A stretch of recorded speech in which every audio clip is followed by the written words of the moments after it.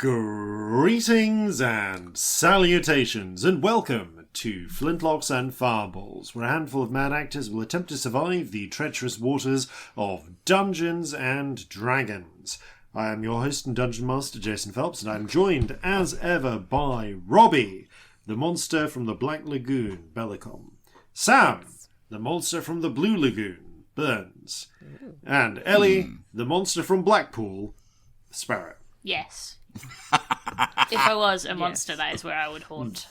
Because monsters haunt things. Definitely, that's the right word. That's how it works. Yeah. No, it's fine. No one noticed. In the same way that ghosts lair. Yes. Would you be hiding underneath the tower? Is that what it would be? I think I'd pop out from behind the illuminations. I think I'd be a Christmas monster. Absolutely. Yeah. Excellent. Fun fact. Blackpool is named for the Irish Sea. Which has dark waters due to all the peat that leaches out of the Irish bogs. I never knew that. The city of Dublin, which I think once upon a time you could pronounce Duflin, literally also means black pool.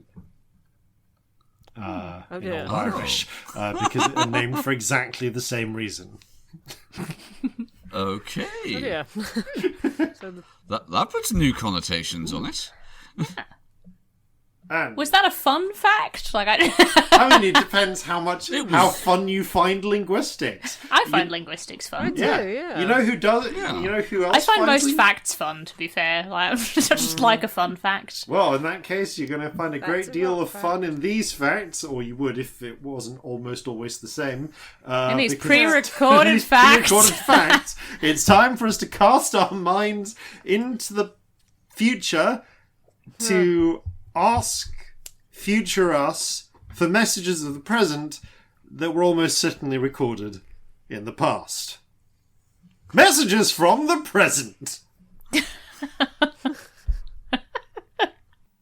It's Future Jason with messages from the present. Unfortunately, we've run our buffer down again, so we'll be taking a short break to build it back up. We'll be skipping the episode next fortnight, but we should be back with episode 177 at the end of May. And as for our usual messages, this episode of Flintlocks and Fireballs is brought to you by you. As ever, a massive thanks to our crew members on the Flintlocks Patreon who help keep this ship sailing. There's a wealth of extra content and bonus features for patrons, including regular blog posts, extra stories narrated by the cast, artwork, and a monthly poll for the community to help design an element to go into the game. You can check it out at patreon.com/Flintlocks and Fireballs, link in the description. And that's it for announcements this time. Back to you, Past Jason. Are you okay at the end of the table? I'm so confused. This episode is brought to you by sleep deprivation. By sleep deprivation. It's just been Jason's birthday, and he's referring to himself in the third person. And we were all obviously at Jason's birthday. Yes. And I think I wouldn't say we're all in like single figures of hours of sleep over the weekend, but I think it's probably a close call. Like, what do you two think? I think the meds were doing a bit of heavy lifting today. Yeah. Yeah, same. Yes. We're about to get real feral on the improv, potentially. Yeah. We are all bog monsters. A fun time was had by all It's though. so it's great. good. Cracking time. Oh, speaking of a cracking time, it's time for us to begin No, Flintlocks no and birthday kraken. Fireballs. Our land stands on the sabre's edge. Our cities are a powder keg. Brother chains, brother, no one's free. A life on land is short, you'll see. So gather your muskets, gather your spears, we'll plunder the shores of Calcinea. No kraken, storm or spell we fear, so come and sail with us, my dear. Previously on Flintlocks and Fireballs, the party continue their adventure through the Cirrus Citadel. After encountering the Reaper of Time, Kronos, the party then stepped forward into the next wing of the Lost Sanctum of Sorcerers, only to find their very existence dramatically changed. Gone, in part, were our familiar cast of Corzin Horhace, Scamp Friend, Celestia Stardust, and Victory Kotzol, and presumably Jeffrey, but we still haven't seen him Jeffrey? yet. Where is Jeffrey? And Marjorie. What have you done The with eternal Jeffrey? question. And Plot twist, Jeffrey's a professor we're going to see. Oh, I hope so. And we are instead joined by Tamara Wilde. Tamara Wilde, who ditched her asshole dad's career in the army and politics to go pursue a career in music. Rock and fucking roll, yeah. Skatako Duel, an NB half-orc physics major with a minor in fine art. I'm so confused. Who looking to get their degree at Allison University, and at least in outward appearance, Bitey Cotton Thread. A balding gnome technician with a fondness for auto saddles. Of course, What's an auto saddle? everyone's having some slight issues. First of all, Tamara is looking, seems to be seeing the Really world high. completely differently. Possibly due to being high as a kite, as she appears as unlike the strawberry blonde human woman that everyone else is seeing in a band shirt and denim and cut off denim jacket. She's seeing the body of a drow. Dressed in, as far as she's called it, Ren Fair clothing. I think I refer to it as 80s Ren Fair. 80s Ren Fair. No idea where her phone is, or why the university instead looks like a fucking dungeon, where everything is strange, bleak grey stone and crude furniture. Meanwhile, Skatak has the problem that while they definitely remember who they are, their appearance in the mirror is completely different from the NB half-orc that they're used to seeing, and instead they appear to have been replaced by some sort of bright pink teenage tiefling. And they also remember the life of that teenage tiefling, which is very odd, because they definitely know that they are Skataka Duel. Unfortunately, they've got their pet Roach with them, who they remember being called Marjorie, and whose eyes they can see through. Meanwhile, This is fine. Meanwhile, Bitey Cotton Thread has apparently had a full-on, like, as far as anyone else would be concerned, if they realised what was going on, might well have had some sort of full-on mental break, because he remembers being Corzin Horhace, a pirate captain. There's no memory of his identity as Bitey or anything else. Though This is fine. it has to be said, he is seeing the same world as same university as everyone else, and does indeed appear to himself to be a balding male gnome. Doesn't even know what a rave is, just saying. Along with your gathered companions, Diana, a blue-haired physics human woman who's a physics major and on a gymnastics scholarship. Hubert, a halfling student with bottle glasses, red hair, a woolly jumper, and whose father Is Jeffrey Hubert.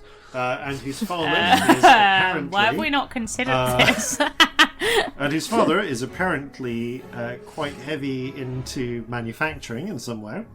And Chanterelle, a half-orc woman with braces, a bright pink tracksuit with a stripe down the side, song rings in her ears, and who is studying politics and parliamentary studies. I'm legitimately begging someone to invent song rings. Never wanted something more. I fucking love earrings that would play me music. Ugh. Yeah. So, having decided that noticed some strangeness going on for at least some of you, you've elected to head to the high energy active thaumaturgy building, the place where all of you apparently work or study. This does have the slight problem that the only person who can remember that all of you work and study here is Tamara. And Shanti. And Shanti, of course, though Shanti doesn't really interact with the department. Shanti just probably cares less than I do. She's mostly concerned about figuring out whatever it is you took last night and whether she's going to have any delayed effects from it. She's also just like a really good friend. I really get like, you're a really good friend vibes from her. So, yeah. Don't know why Hubert's here. Seems to just be along for the ride. Likes the vibe. I think he said he doesn't have Maybe any lectures he's till Jeffrey. later. He said he doesn't have any lectures till later in the afternoon. I'm enjoying this headcanon that Hubert's Jeffrey. But yes, Tammy's the only one who remembers what all of your jobs are, and is also the only one who remembers the way to the heat building. Which is currently extremely weird, because the way you remember leading to the heat building, instead of being a bright open grassy park and walkway that the rest of you are seeing, is seeing just like a bleak underground tunnel, like made of grey stone with dim mage lighting, lights illuminating the way. Ooh, I have an interesting question. Yes. Celestia feels bad about tunnels on an instinctive level. Not on a like, oh my god, this is weird, I'm super high kind of way, but like in a like, would feel like physically like, oh god, I'm in danger in a tunnel. Like, am I getting like that? Or is that just gone? I think this is a charisma... technically, because it's resisting an effect, it would be save, please. Charisma save. I'm just curious. Yeah. To resist like Celestia's PTSD, I guess. Well, not exactly. Sort of almost the opposite. Okay. Oh no. That is a 27. Yes, unfortunately, it appears that unfortunately, whatever is causing is to roll high for PTSD. Yeah, unfortunately, whatever is suppressing Celestia's identity and memories is not quite isn't suppressing the autonomic responses that that's kind of what I was wondering, though. That her trauma would be triggering. So, so Tammy, while you are feeling like, while this is freaking you out, and maybe you're putting it down to that, amidst these cheerful, like the otherwise, actually no, you get to keep the disturbing music because you're living in this horrible reality. Oh, thanks. Yeah, you just feel like horrendously, like, you don't know, claustrophobic, something like weird, panicky. this is like weird muscle tension. Like, yeah. Like bits of your body are like randomly locking up. Like it's you don't know why, but you just feel real bad. Shanty. Yeah. I'm feeling like real weird. I wonder if I'm coming down. I mean, that's a good thing, right? Because like maybe it'll wear off. But like maybe I'm still seeing all the same shit, but like I feel like my heart's beating really fast. Like I'm like really freaked out, but like nothing's different. I mean, I'd slip you down, but I think under the circumstances, probably best not. I don't really want to mix anything before we know what it is. I don't want to like die or something, do I? I mean, like people were saying like, you know, people's heads could explode or something, weren't they? So I mean, that was the 90s. Yeah, but like, what if what we're taking is from the 90s? True. I don't know. As you... It's like link arms with Shanty. As you approach, however, the building up ahead, Tammy, at least, and I think only Tammy is the one this is a familiar face for. Tammy, you see a familiar face, so to speak, as with a pronounced meow, you spot a familiar stray ginger cat begin to wander. Is there a Stormy analogue here? Approaching. The Stormy got left at the mansion. Stormy did get left at the mansion. Interesting. Yes. Okay. Approaching from. Is it Jeffrey? From one. From. To everyone else, you see this cat that you don't recognise, like prowling in from from over the field. But Tammy, you see it sort of coming in from like a side tunnel. But you recognise this. This is, I mean, for want of a better term, your cat. It's definitely a stray. It's mine. But you've named him Stabby after the band. Stabby. Oh, we love Stabby. Stabby, babe, come over here. Come over here. I'm feeling weird. Stabby, as ever, is standoffish for a few moments before eventually making his way over and sort of tangling himself between your legs. Oh, hello. Do you want to come to the high energy lab? It'll be a good time, I promise. And you can stop me freaking out, and I'll give you attention and treats later. I'll give you a chip when I get chips. Come on. Yeah. Do the like cat over your shoulders thing. Yeah. And because this is a fantasy story, the cat lets me do it. Does like he does also periodically like crawl around you at times and like dig his claws into you a bit, but Ow. this but you have to admit this, like, your denim jacket is like is thicker than you remember it being. Hang on, it's not a denim jacket to me though, is it? Yeah, actually it's not a denim jacket. What everyone else is saying is your denim jacket. I did not bring the coat. No, so instead of this denim jacket, this like weird brocade, like purple thread brocaded black waistcoat is like a bit thicker than you were expecting. Do you see my normal clothes? I'm gonna take that as a yes. Fuck, right. Let's keep going. The cat's coming. Okay. Actually, being as I would know that Stormy is back at the mansion, does this cat appear to be an analogue of Stormy in terms of behaviour and appearance? Well, I mean, not appearance, but... Ooh, roll an insight check. Okay. Okay, that's a dirty 20. No. Though Stormy... There's like little hints here and there, but Stormy just behaves a little differently, has a different pattern, a way that she moves. This cat just like has a slightly more... Like, I mean, don't get me wrong, Stormy is literally a wild lightning tiger, but somehow this cat has a more sort of feral, I've lived in the fucking trash cans. I've seen some shit. Right, yeah. Looked at. I mean, Stormy was adopted as a baby and treated Yeah. very well. Okay, yeah.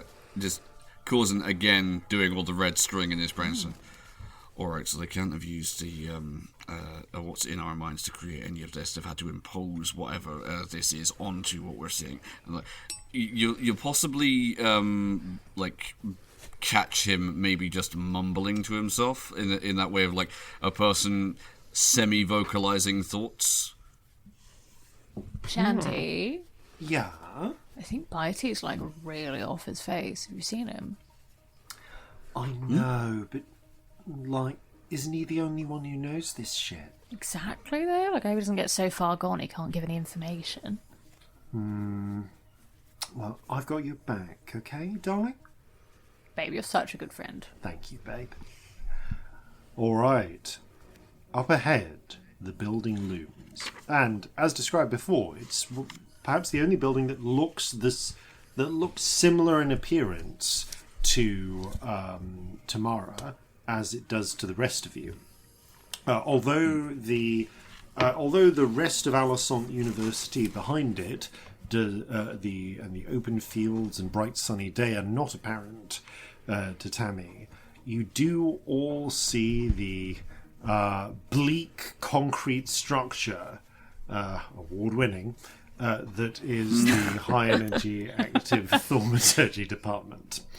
It is broadly, you can see that it broadly consists of 6 different buildings, which all border and link into each other through a series of corridors, clustered with sort of 5 exterior buildings clustered around the central dome. Although it's quite a it would still be a dome. To the rest of you, your memories being disordered as they are, you don't remember what this is. It's as if you've never been here. But Tammy, you of course remember that central dome is where they keep the Thaumic Collider, which is the center of the high energy, the heat building. Around it, there are a series of different. There are the 5 different departments, which include administration, which is actually where you work in reception. The archives, which also double as the scriptorium for work on scroll etching. It's a slightly outdated term, but they still keep it. Though these days they when they etch scrolls, they more tend to etch them with acid and other materials. You think on like metallic films. It's like something you have like a little experience of, but it's not your core of study. You're a musician, damn it. There's the optical engineering and transmaterial engineering departments, as well as the abjuration department, which is where you've heard they work on weapons weapons development for the government. But that's all rumor. Do I know what the Collider does? I mean, it might be a no, because I do just work here for money, but I was just wondering how much understanding I had. Can I ask you for an Arcana check, please? Okay. With your normal level of skill, but interestingly, with Tammy's memories. Yeah, I'm also not proficient. So Yeah, but you works. have at least got your jack of all trades. That's actually really good. It's an 18. Just luck. You seem to remember at least the basic premise of the Thaumic Collider. It essentially, from what you recall, it's all about apparently when you supercharge up different sort of core element of both of the way of sort of magical, both from the classical natural elements down into the sort of smallest types of things that there are, and of course when you charge them using using the fundamental magical principles, then you get interesting things happen. Sometimes, in order to find elements charged with magic. Yes. There are, of course, the natural elements. The natural elements, which one could arrange into a sort of a table by periods if one wanted, which can then be further. And this is where it strays into transmutation, and your mind starts to and what hazy memories you have of school mostly recall you like doodling and like to try and pay attention, but the professor just being really boring. But essentially, where'd you get that from? God. But essentially, the fundamental magical fields being used to are then used to influence those natural elements. Well, apparently at really high energy states and at ludicrously high speeds, very interesting things happen that you don't quite understand. But apparently, to get to those really, really high speeds and energy states, you can speed up thormically charged particles to absurd speeds and then smash them into each other. And those explosions somehow allow new reaches of magic. And actually that's about as much as you've needed to understand, because again you mostly just work in reception. All you know is that it speeds up magic charged particles and smashes them into each other and lets them do new magic. That would be about as far as I've got. As far as you understand it. Cool. Yeah. I needed to put it in one sentence to make myself get it. Yeah. Yes, I know other people are more knowledgeable in real life about Collidus and stuff than I am. No. This is this is just. I was just seeing whether I stopped doing science when I was 16. It's all right. This is also extra butchered by the fact that I've added magic to the concept of a particle collider. Yes, which is making it more complex because I can only half remember what a real one does. But yes, the. On the bright side, though, you do also, and just as a reminder from last time, you do remember that in there at least, you are likely to encounter the two heads of the facility, Dr. Vintner and Professor Mariposa. Mm-hmm. I'm going to take a second to give Shanti's hair a little zhuzh and pull her zip down by another centimetre and be like, "You're welcome, babe." I'm going to go find Dr. Vintner. Okay, so if we're going for Dr. Vintner is research. So, looking at where you are, all right. I think then your best bet from memory would be to maybe check out optical engineering for an initial look. You do begin to experience a slight problem as you approach, and realise that you aren't seeing any of the signs that are usually here.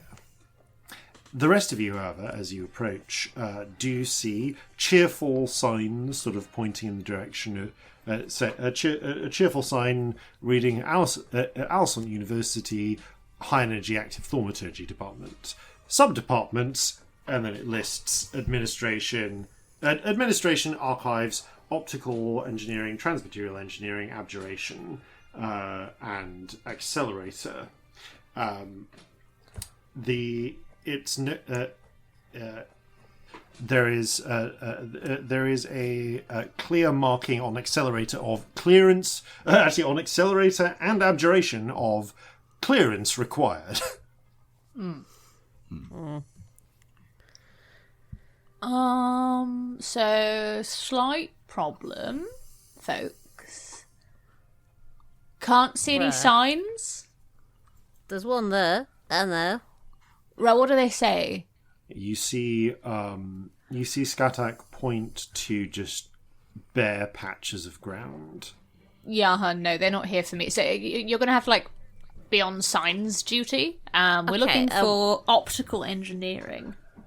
Oh, that's over there. Right, let's follow Yeah. that one then. Right, we are. Okay.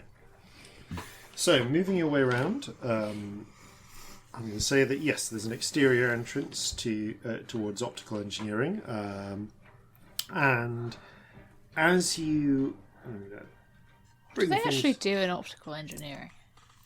they work a lot with light and perception, from what you remember. Oh, well, that works, doesn't it? We're all having funny perception So to some capacity. yes, No, I'm Yeah. seeing everything just fine. Yeah, I mean, with Corzin's level of understanding, it's like, oh, it would be to do with seeing things then, surely. So yes, you make your way around towards the optical engineering department, which, like the rest of the buildings, is a miserable concrete affair. But at least those of you who are not Tammy are able to see, window boxes with flowers and cheerful posters, dressing the place up a bit. You are also able to see the bright glass windows lead it into the different departments. You don't, Tammy. It's bleak stone walls apart from the main entrance. But as you arrive at the main entrance, you can see Tammy again.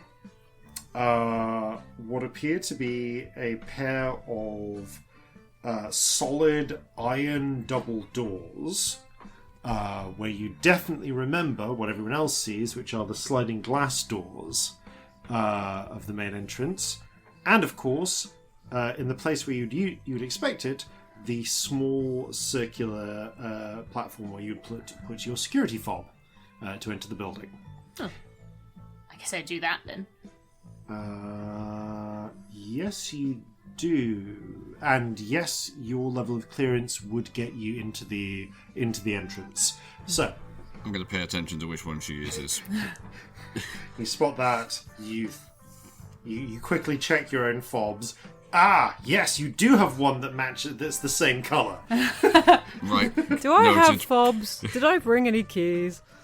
You did bring a ring of keys. Hey, I did, yeah. And you do, you only have the fob that let you get in and out of the student buildings. Ah, well. You have less fobs than the two who actually work here. Notably, Tammy, you have 3 fobs, I believe, on your key chain, whereas Bitey, Corzin, you have 5. Right. Okay. You have now used 2 of them, so you now know which one will get you through the main doors, and which one will get you into will get you out of your apartment building. And now he knows which Yeah. one will get him into this bit of the science bit. Which Because is he's looked the at one mine. that gets you through the main doors. Yes. Oh, right, the So, main doors. Cool, Yes. cool. So you now know what 2 of your 3 fobs do. Is there 2 of anything your else 5 that like fobs. visually distinguishes the other 3 from the 2 I've already Yep, used? they're all different colours. Oh no. Ah, okay, right. Oh, he's not a man who needed to label all his fobs. Well, I guess mean, if there's a corresponding color on the Yeah, wall. I mean they are, in fairness, or that's an excellent point. Yeah, no, this would have been designed by someone who, with sanity in mind. So, all right, Yeah. Oh god, have I broken something? No. These ones would be colour labeled. Yeah, you can see that this one has a matching yellow circle around it to the yellow fob. Right. Okay, we're getting somewhere.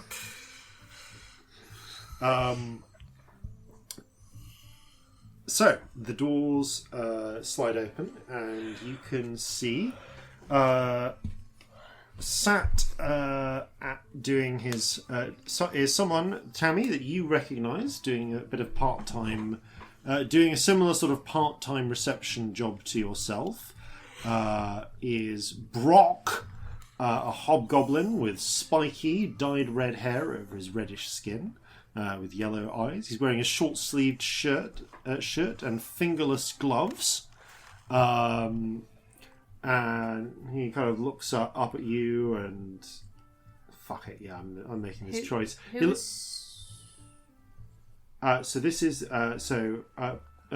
a new person who, Tammy, you recognise this person. Everyone else sees a hobgoblin behind the reception desk in the optical engineering building. With spiky dyed red hair over reddish skin, short-sleeved shirt and fingerless gloves, and his yellow eyes peer over his sunglasses, which, yes, he's wearing inside. I like him. And Brock says... What? Pokemon goblin. Yeah. What up, Hey, Tammy? babe. How are you? Oh, you know, just hanging. Always. Hey, you know Tammy Pete? He looks over and you can see there's a sort of large bugbear in a sort of short-sleeved black security shirt, like arms folded, glancing at an orb in the corner of the this guy is sat on the other side of the reception desk. He's a bugbear with hair shaved at the sides, and is staring at a series of small glass orbs which are floating above them, little images that appear to be of different corridors, and including the exterior. Interestingly to you, Tammy, these images of corridors and the exterior look normal.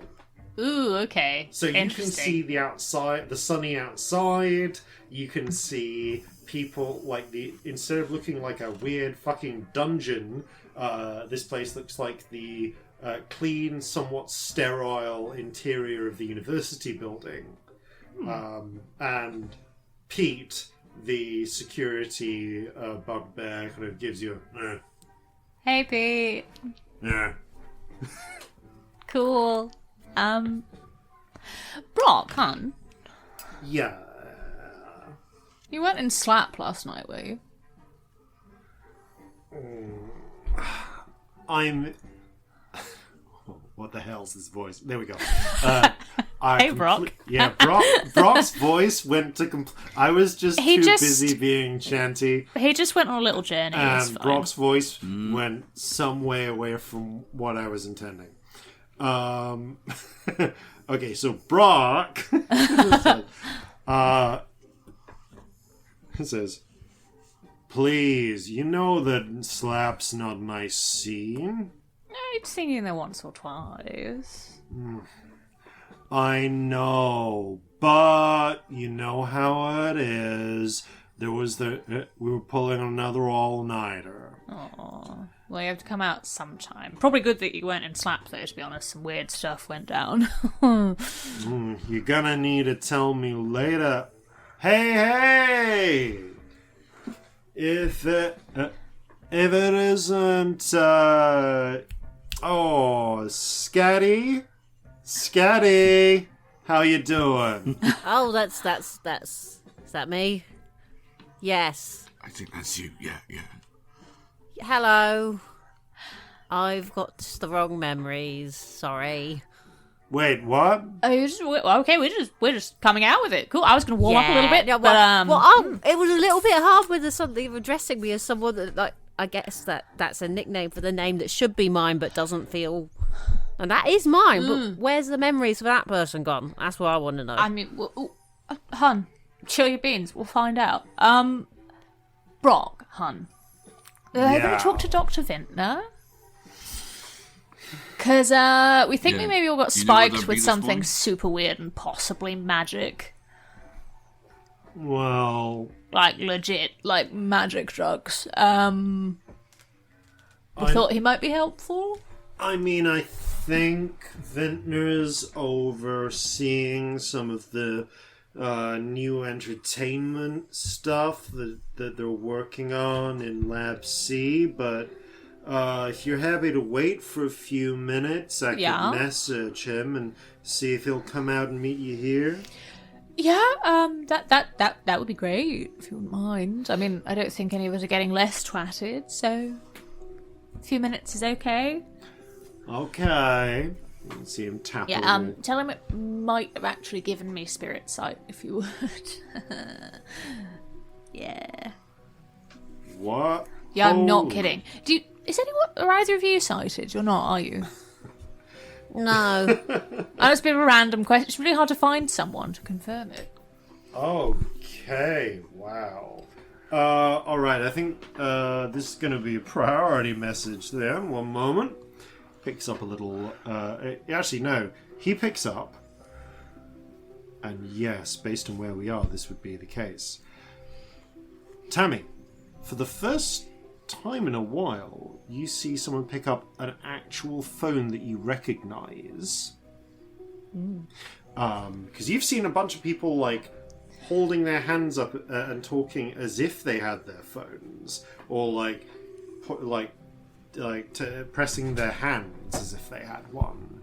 But you see Brock reach under what to everyone else is a very nice reception desk. So you just crude sort of desk / barrier, and pull out the familiar black stone, smooth, almost stone-like object that Corzin you recognise as the little, as being similar to the little black slab you saw that had 903 displaying on it, and Skatak you recognise as being similar to the little black slab that was screaming at you to get up. The one you have to scream at to make it stop. Or at least which seemed to give up after a certain amount of screaming. That's my read of it. Yep. You've got to keep screaming until it stops, and then it starts again, and you scream again, and then eventually it stops. Yeah. Well, you see him slide his finger over the surface of it, and a series of little dots appear on it. He quickly flicks his finger around in a complex pattern, and then the black surface resolves into a series of small images. He flicks through a couple with practiced ease, and you faintly hear little sort of clicks from inside of it. Actually, no miniaturization. You wouldn't even hear them. You faintly hear a sort of buzzing sound for a moment. And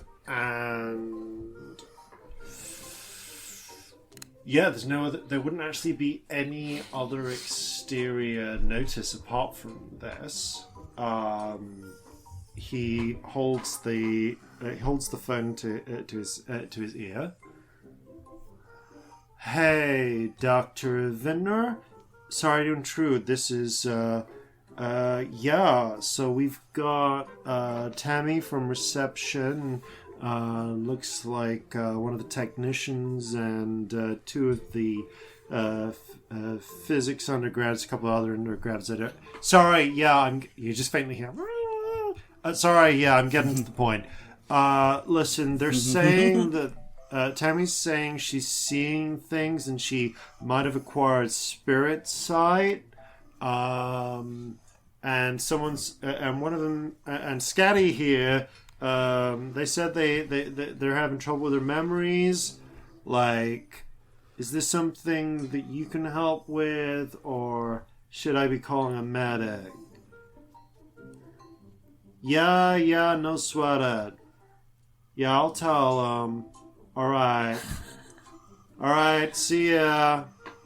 He presses another small image that appears in it, and then after a moment the screen goes dark again, except for the little number displaying apparently the time, since it now says 9:30.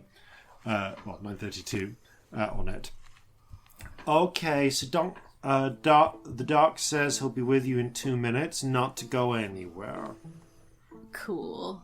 Wasn't planning on it. Alright, that's promising. Yeah, said that just stay put. Cool. Alright. So You never had any drugs give you spirit sight then? Is that not normal? It's not normal, right? I've not heard of drugs ever doing that. I think I have, but memories. Ugh. They're not mine, so don't trust them. What about you, Brock? What's like the wildest trip you've ever had? Have you had anything like this happen? I feel like you've done some shit, right? Oh, Tammy, I don't. Apart from the classics. I like my coffee like black as midnight, and like that sludge, yeah. Yeah, and I'll drink bull adrenals till the sun comes home, but but I don't really. Apparently that's how idioms work in this strange place. Till the sun comes home. Yeah. Yep. Yep. Sure. Why not? Sure. That's a phrase here. You get to decide. Yeah, people say that here. From cow rise to cow set. There's the only logical extension. Jason's had so much sleep this weekend. Still. So very much sleep. We've all had so much sleep. You see, he picks up what to you, Tammy, is a simple wooden cup, but to the rest of you see what appears to be a metal can with an image on it of those of you with different memories actually remember once encountering a mythical Minotaur in the Dreamfold that one time when you were trapped in a hedge maze. Well, this half man, half bull figure sure looks a lot like that. Except that he's very cartoony. He's like flexing with giant muscles. But one hand is also drinking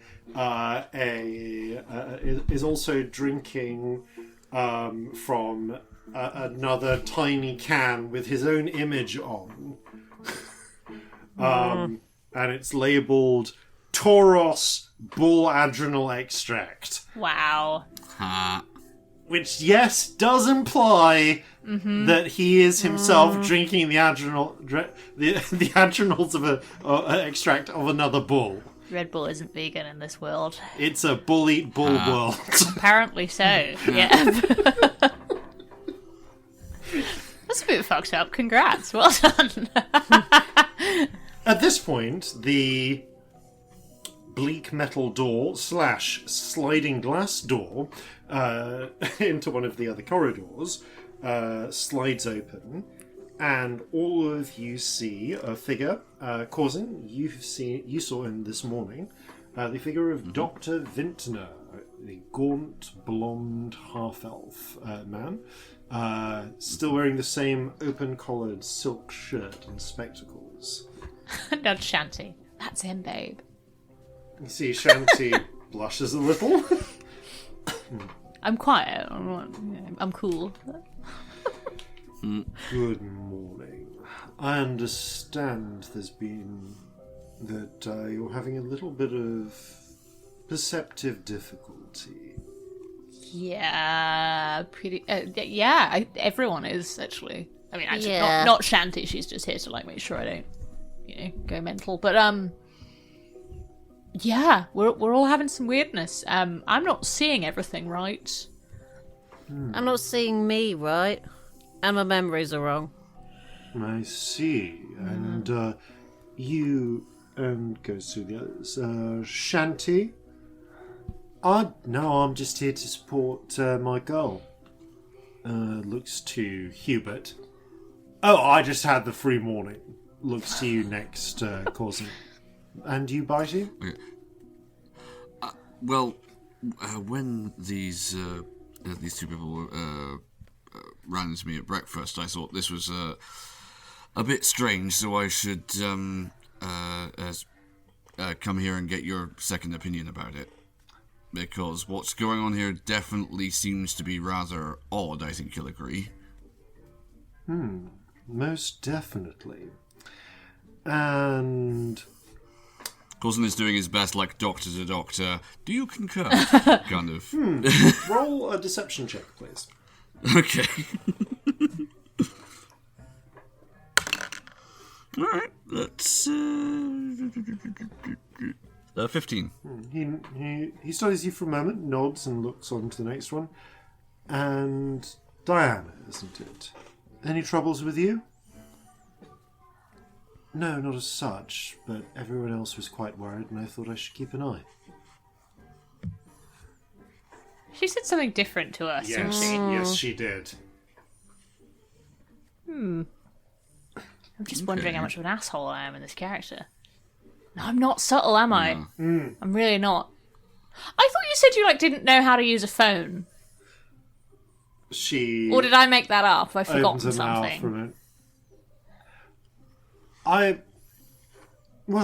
did have a little trouble here and there, but I see. Well, it's quite all right. Tell you what. Why don't we... I think that I'm going to need to examine you one by one. Why don't we start with you, Skatak? If you'd like to come down the hallway, I can take you to my office. At which point Diana steps forwards. I am actually having some quite bad memory problems now that I think about it. As you said, I couldn't really tell what the phone was. I'd really appreciate if you could see me first. Well, maybe we just see everyone together, because I just... Yeah, have you had anything like this happen before? Well, you have to understand, most of what I deal with is from an engineering standpoint rather than a medical one. But if you've been subject to any sort of unexpected magical influences, especially given the departments we work in, there are procedures that I can run to check for that sort of thing. So I'm not seeing the building right now. It's all stone shit and bacon and eggs with shitty porridge, and this Brock says he's drinking bull adrenals, but it looks like shitty water in a wooden cup. But I can see all these flying things. Does that sound like your area, or should we go to a doctor? I think there's something I can do to help fix these problems. Certainly. I'm feeling really suspicious for no real reason. There's something about this person that's making me go, "Rah." Can I roll insight? You can roll insight. You can No, both roll insight. no, I Is can't that roll okay? insight. That is like a 7. My passive is 15, if that helps. 11. So probably not. As far as you can tell, the Dr. Vintner seems earnest in his desire to help you help restore your memories and sight. Is there any way I might be of assistance, Doctor? Let me see for a moment. I suppose you could. Yes, actually, wouldn't hurt to have a second hand operating the machinery. Plus, well, it can't hurt to have a chaperone on hand as well. But since the machinery can only really work on one of you at a time, I'm afraid I will need. What machinery? What's this machine doing? Yeah, is it like invasive? Oh no, but it's. I'm essentially going to perform a series of non-invasive tests. The problem is that, well, essentially there's only one chair. Right. Can we watch? It is quite a small room. I'm not sure that more than myself and perhaps Bitey could really fit in there. You understand that this is really meant to be it's not really built for lots of viewing. I mean, I guess if one person sees all of them, that might be helpful. Yeah. So I guess if Bitey went in. Okay. Yeah, don't worry. I'll make sure that everything goes smoothly. Cool. Right. Well then. I'm going to put Marjorie on Bitey's back. Okay. I will allow this. Moderately subtly, because I don't want person that I have no reasons to be suspicious of, but I still am. Yeah, I don't think there's anything wrong, but I'm just, hackles are up even though I can't see anything. Yeah, because Corzin knows who this really is, and is allowing this to happen as a result of that. Interestingly, I have decided that I do feel as weird as Ellie feels, but I'm putting it down to maybe drugs rather than that's kind of what the insight check has done. I'm I still feel this weird. Yeah, maybe I'm just seeing feeling nothing. I'm seeing nothing to actually give me a reason to be suspicious, but the suspicious is still there for no good reason. Because, but the insight is I don't know. Actually, thinking about it. Is there a pocket or the collar of my overalls or something where I can effectively hide the cockroach? Very easily. Your overalls are full of pockets. You have a flop down collar. The cockroach can. Marjorie can easily slip in. Yep. Okay. I will attempt to surreptitiously just usher the cockroach into an appropriate pocket. Okay. In which case, you see... Which in itself has made me more suspicious of you. You see Dr. Vintner then takes his... steps back over to the glass door that he came in through and taps it with another yellow fob. It slides open, and Tammy. Okay, so I know what that one does. Yep, now. still yellow. Same fob as the way in, as the one in. Okay. For this level, and Tammy, you are left with Hubert, Chanterelle, Brock, Diana, and the cat. Stabber. Yes, excellent. Hold up. Let's make some. I'm just going to make a quick note here. There we go. I'm literally just writing it down. Yellow fob. Fair. Okay. You had. So we're going to follow Bitey and Skatak for a minute. As you make your way past through the interior corridors of the optical engineering department. You pass a series of glass-fronted labs with their own sort of sliding glass doors. These have different fobs, fob circles around each door. Most of which are actually the circles are blue, and then slashed with a separate colour. So they're divided blue with something else, and these seem to. There we go. These seem to individually grant access to the different labs. You can see a variety of different students and researchers dressed in casual clothes that seem like strange and like only half familiar, of different cuts to the pair of you, with your memories being what they are. Most of whom are working on what appears to be different applications of magic or technology. A lot of them you see seem to be casting spells using these same black sort of black oblongs that the receptionist used. They seem to. You recognise them as working in a manner not entirely dissimilar to the to what how you remember sort of mage rings and stuffs working, except that apparently, if there are hidden mage metals, if there are mage metals in there, they're all hidden inside this this smooth black shell. It actually, in some ways, reminds you more of the obelisks and structures you found in gigantic ruins in the past. Yeah, that would make sense, wouldn't it? Okay, I have all of my eyes now. I'm trying to take everything. And yes, this has been enough time that you're starting. What a phrase! That you are now getting pretty good. You're not quite at full perception because it's not yet been a full hour, but you are getting a good. You can effectively see things loosely behind you, and you're getting a lot more in from your extra senses.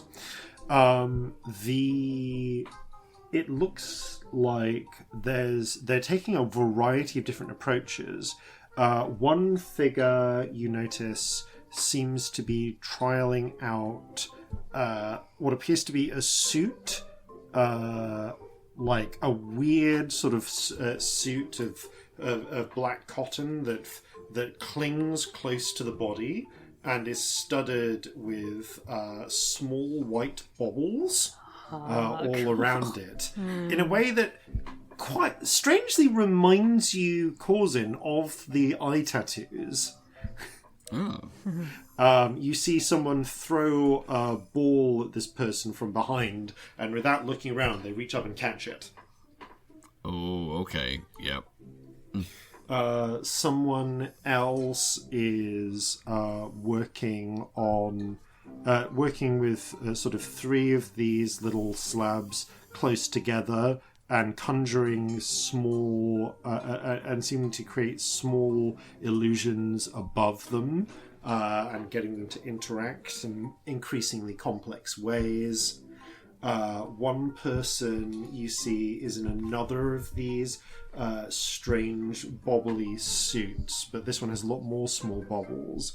And after a little bit of and they nod to someone else who taps on their phone a few times, and then that person seems to completely change appearance into someone else.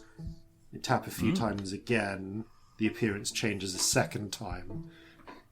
Yeah, there is a lot going on with images and imagery and perception here, it seems. Okay. The okay, so this is this time at the end of this corridor, however, you before it continues on through another series of clear glass double doors, this time were marked with a red fob access. And you notice that the glass actually isn't, sorry, it's not clear, it's smoked, so you can't really see what's beyond it. Okay. Dr. Vintner taps a black fob against a black circle and leads you into what appears to be his office.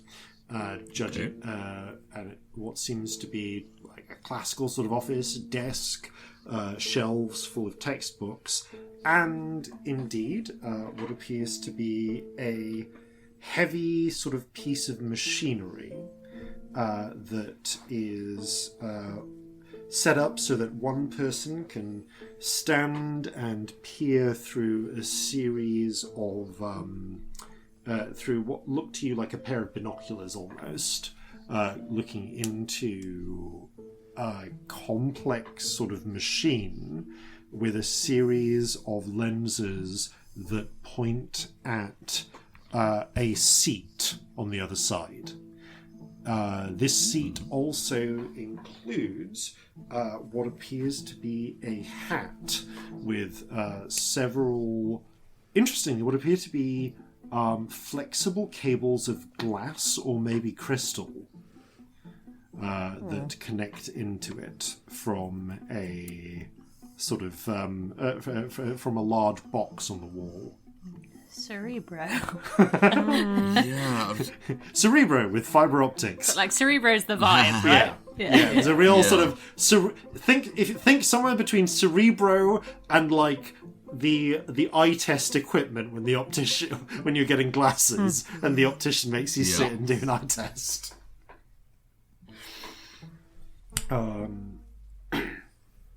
There is a small panel on the side where which seems to display a series currently a series of coloured flat lines. The Dr. Vintner gestures to the seat and says, Skadak, if you'd care to take a seat, please. Okay, what's this gonna do?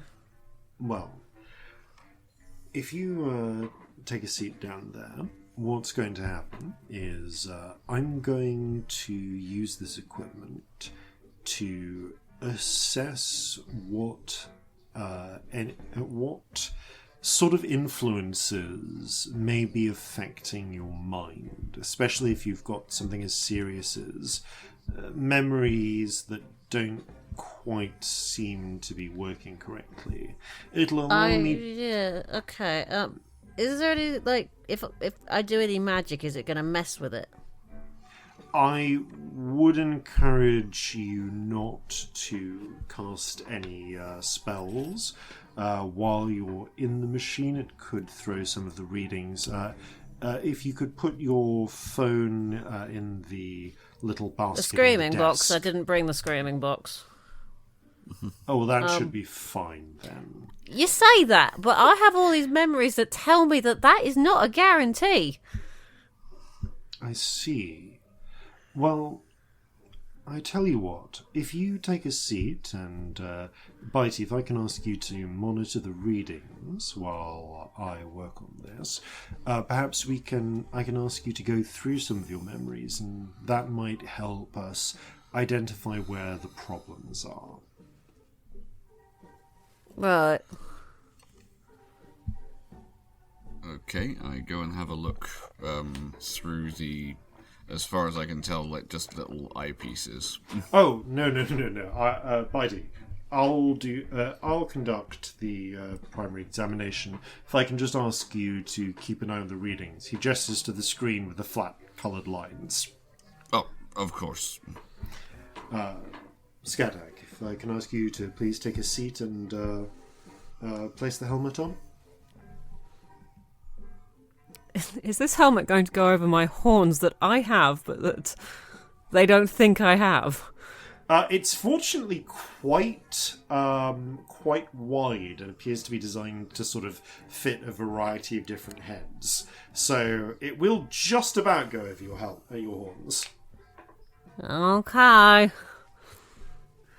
Okay, you take a seat, and Dr. Vintner lowers the Cerebro-esque helmet over your head. disconcertingly, like as it goes down, you can see that it's studded on the inside with lots of little crystalline elements that begin to glow as he activates the machine, sits down. You can almost feel like little, less like pulses of like magic and more like little specks of magic as different parts of the helmet activate.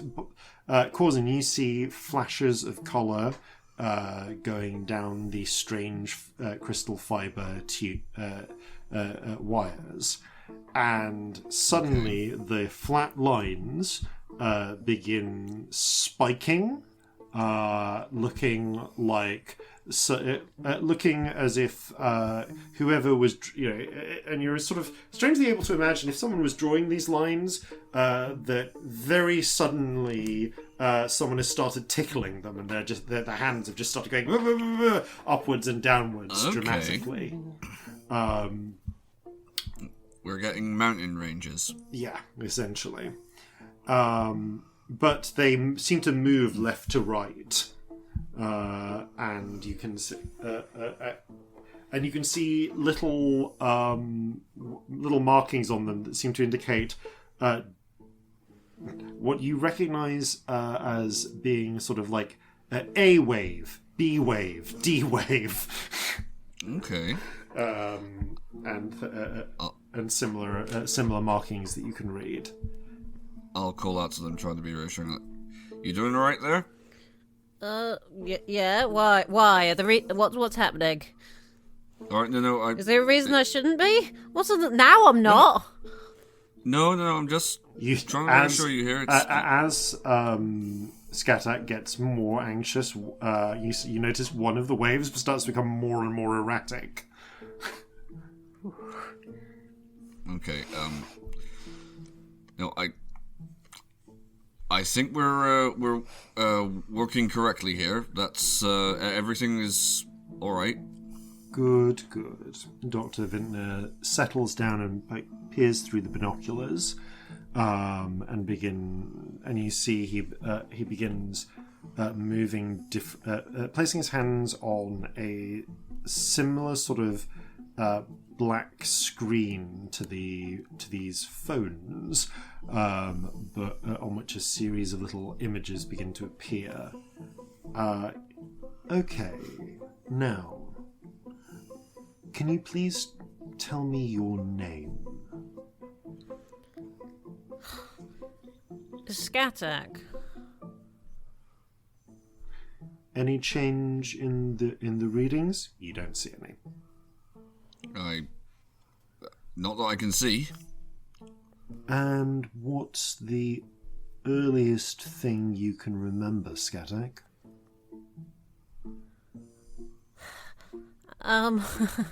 Right.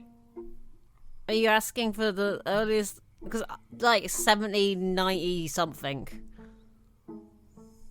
But that's not Skatak's memories, is it? It's an interesting thing. So, Corzin, you see one of the waves, which is a sort of blue colour, seems to diverge briefly, and you see like a line of pink move out from behind it and slightly move away from the wave, and before rejoining back into it. Oh, interesting. Are we seeing any deviation? I think we had something there. Yes, Are you calling me a deviant? Just your memories, Skatak. That's all right. You said 1798. Something. Did you? Well, no, that's not the earliest memory. No, I didn't say 8. I said 1790 something. Oh. Where'd you get the 8 from? There's a brief moment. It was like, well, you said something. I thought you'd said an 8. That's all right, though. Your earliest memory, please. Can I roll insight again? Cause Yes, you can. Because my latest Scamp Yeah. memory is 1798, and that's not. Can I use tides? Because I want to know what the fuck will happen if I use tides here. Yes, you can. Oh, it's not great. It's a 15. He definitely brushed something off there. Okay. Your earliest memory, if you please, though. Just the actual experience, the images you can recall. Okay. Now, do I lie or not? That's the fun. I'm going to tell complete and utter lie and see what happens. Okay. Earliest memory. That was the day that was the day the geese exploded. Yeah. Okay, so you What am I getting on the... So, you don't see any deviation from the blue line this time, but you do see a red line spike dramatically for a few moments before returning to a slightly more placid wave. Oh, we got a summit there. Okay, and which wave was that? You see, this one was call them the sea waves. That is where you usually get waves. There's a brief grin. You see you hear a brief chuckle from Dr. Vintner. Okay, that very funny, but really, please. Your earliest memory.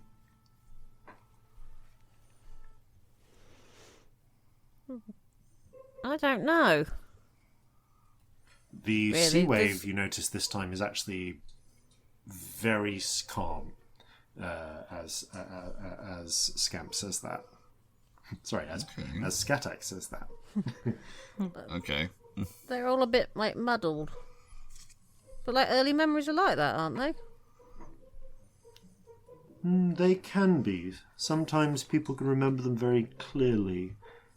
You should be able to, but just pick one that you can recall. An image, a moment, please. There was someone found a baby. I was the baby, I think.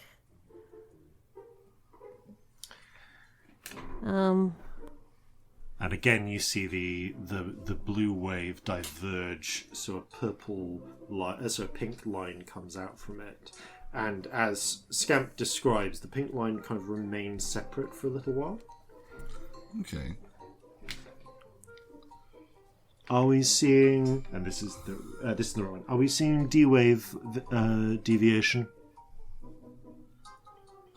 Is the pink line on the It is the indeed. D-wave? Yes, it's in the D waves. So, yes, I think we are. Do you remember anything else? Like lots of bits about it. I remember stuff that happened, but I don't know if they're actually my memories or The stuff doctor I was told. begins turning something on the black slab. Scamp, or I should say Skatek still, at this moment. Can I ask you to roll a wisdom save, please? I should have saved my tides. 11. Okay. You're suddenly, very clearly, you can remember your earliest memory again. You remember being... you do remember being handed... sorry, I need you to remind me. Did you say it was being found as a baby or handed to someone as a baby? There was someone... I vaguely remember it happening in game where there was like a young girl holding baby Scamp who was post-drowned and back again. Yeah.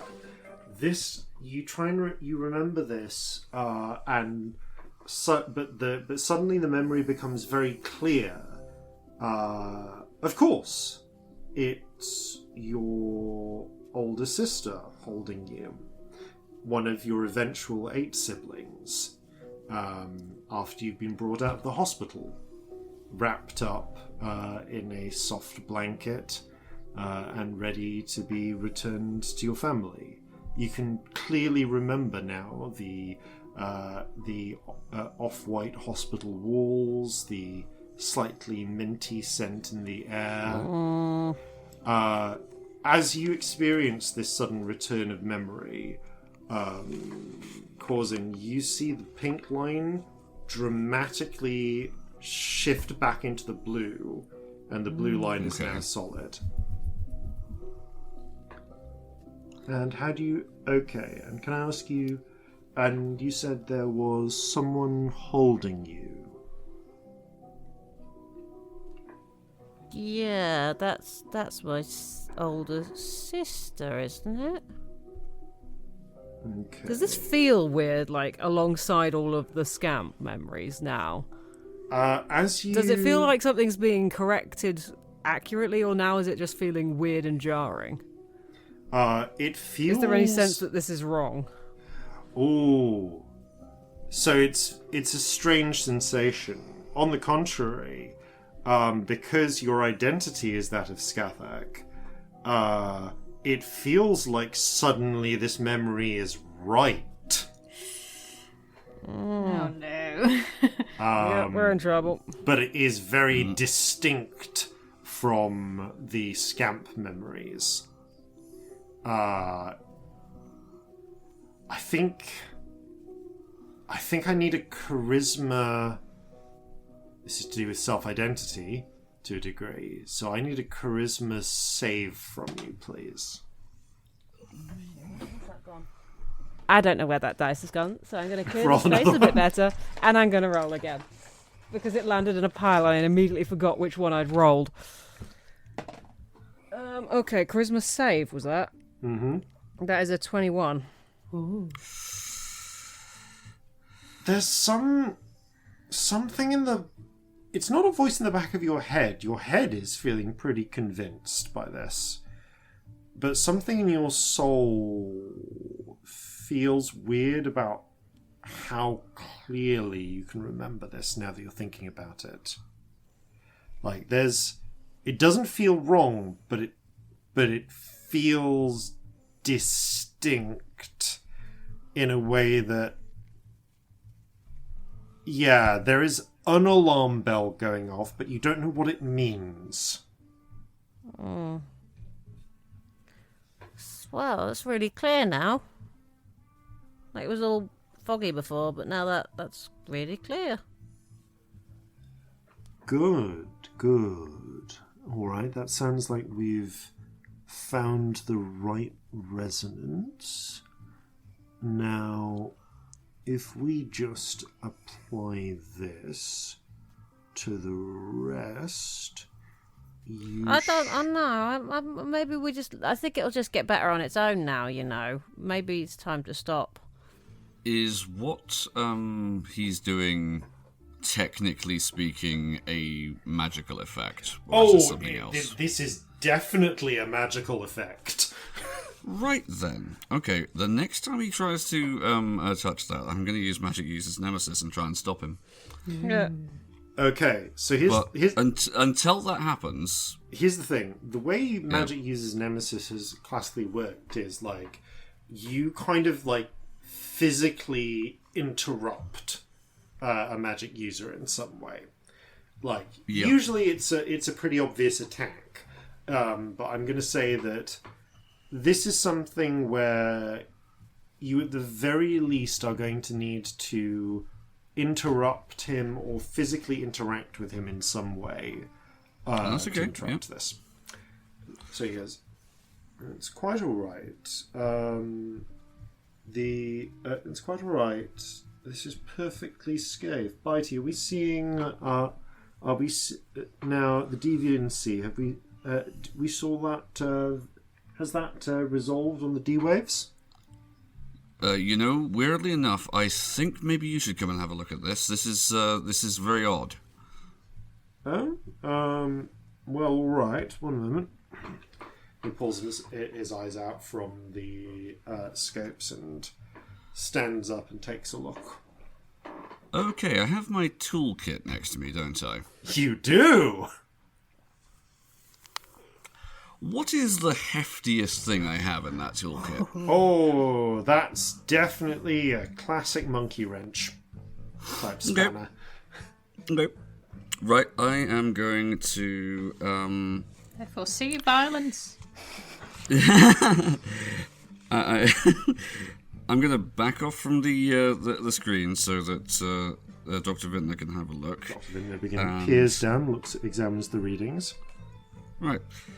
As a bonus action, I am going to vanish. And then I'm going to attempt to whack him on the back of the head to knock him out. Yeah, I mean, like, stealth check, please, to vanish, which in this instance is essentially just you stepping back behind him while he peers down and looks at the readings. Okay, that's a dirty 20 on the stealth check. Okay. Yeah, that'll do it. So he looks down and goes, "No, I'm not. No. I mean, there's a little deviancy, but attack roll with advantage, please." Whack. Okay. For the sake of simplicity, shall we use the same stats as the belaying pin here, or would that be I think that something seems else? fair. Fair. Okay. In which Fortunately, case, he does lean quite low down to get a look at the. Yeah, I mean, I was perfectly happy to like scale a filing cabinet or anything if I needed to, but no, that's going to be a 22 to hit. That hits. Can you please roll damage? Yep. Right, that's going to be.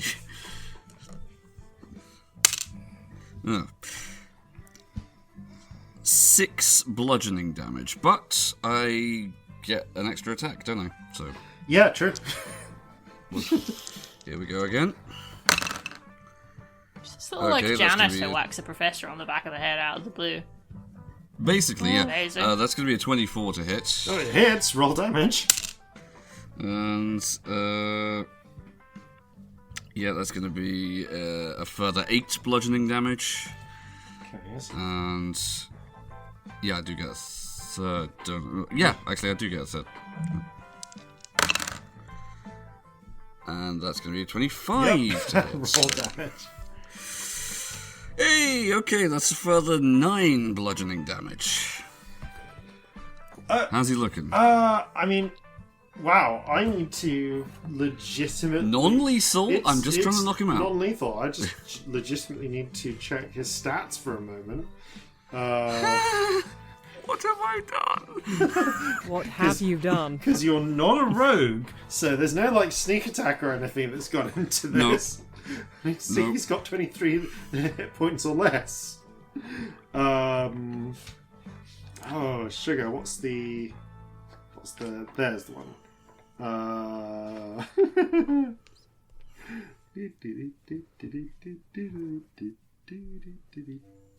Okay. Ooh. Okay. That is a good point. I broke it, didn't I? I broke it. I don't know if you broke it or not. This is just quite an interesting question as to how much this... Yep. Plus... I'm just working this out. So that would be... Maths is occurring. Maths. Yep. Maths. Okay. Okay, it's not enough to immediately down him. So, what happens is as he goes down, he goes, "No, I don't. No, there's a little deviancy, but I don't." Whack, whack, whack. You crack him across the back of the head as he's flounders for a moment before. Before on the back swing, you smack him across the temple, then bring the wrench around and proceed to belt him in the solar plexus with a moment of. He stumbles back, looks Can't up, cry out at least. looks up in horror, and at that point, I guess the pair of you rolling initiative, please. Can I join in? I said the pair of you, so you were in there too. Yeah, I assumed you were talking about Natural one, but lucky. Okay. That's a dirty 20. Right, that's 17. Okay. So we are looking at. I think from a cinematic point of view, this is oh fuck, I just did that. Yep. And let's roll for Dr. Vintner. Ooh, okay. Dr. Vintner has rolled as did. So Scamp got the 18, right? Dirty 20. Oh, dirty 20. Great. Okay, so Skathak, you are up first. How far did we walk to get here? From where everyone else is? Probably not that far. You walk past, I'm going to say, 3 sets of labs, so call it probably no more than 80 feet to the reception. Like, this is not the biggest office. Is it going to be a full action to get out of this machine, or can I do that? You can just move it. It'll take you 5 feet of movement to get out of this machine. I will get out the machine because this has gotten complicated. And I am going to quicken a message to Tammy, who was the person who seemed to know maybe what was going on, and go, "Ow, fuck! The gnome just hit the professor. This got complicated." For flavour, like a second before this, Tammy was like, "Brock, hun, Yeah. you like coffee, right? I mean, I'd say, yeah, I'm a big fan of coffee. Do you want to like get a coffee sometime?" And then the message comes in. It got. So you said it got complicated. I'm sorry, my brain has just blipped. The gnome hit the professor. The gnome hit the professor. It got complicated. Ooh, have I ever had a magic message sent to me before? Do I know I can reply? Is this a thing? That's a good You're question. used to get, like, you know they can happen. You're used to getting them directed to your. They're used to getting them through your phone. Okay, but I know that people Yeah. can do them to brains. Yeah, you know that they can do them. It's just a little old-fashioned. What the fuck? Why? Should I like call security? At which point the bugbear looks up. Because I don't know if Tammy. Well, it's up to you. Would Tammy have say this out loud? You know what? Probably not. Okay. Because potentially, like a really high man has just hit a professor. Like Okay, I don't know in if which I case would the like tell bugbear everyone does not that. immediately respond. What? Do you need help? What can I do? I don't know what to do. And because you don't have your phone, Fucking useless. that's as far as that conversation can get in this round. So, Skathak, you said you quickened a message. Yep. What else do you do? I think I'm gonna twin a polymorph Oh boy. because I Okay. don't know what's going on. So I'm gonna turn the 2 other people in this room, or attempt to turn them into what is kind of harmless but also not going to vanish. My instincts was rabbits, but they will tear each other the fuck apart, and I don't want that. So I'm gonna say like giant African land snails, whatever the equivalent is. They're like the size of a fist. Okay.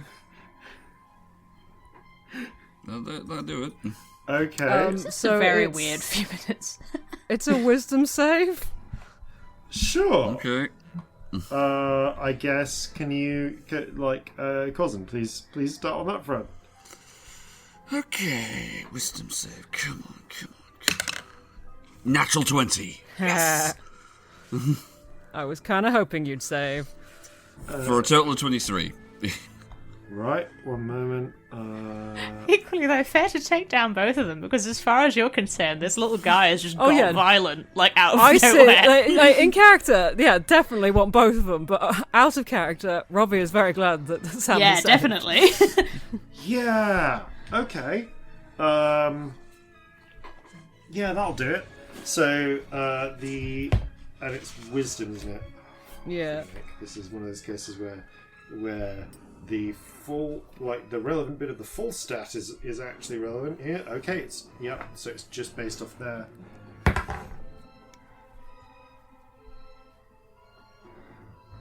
Oh boy, yep. That is sure is a thing where proficiency would have helped them.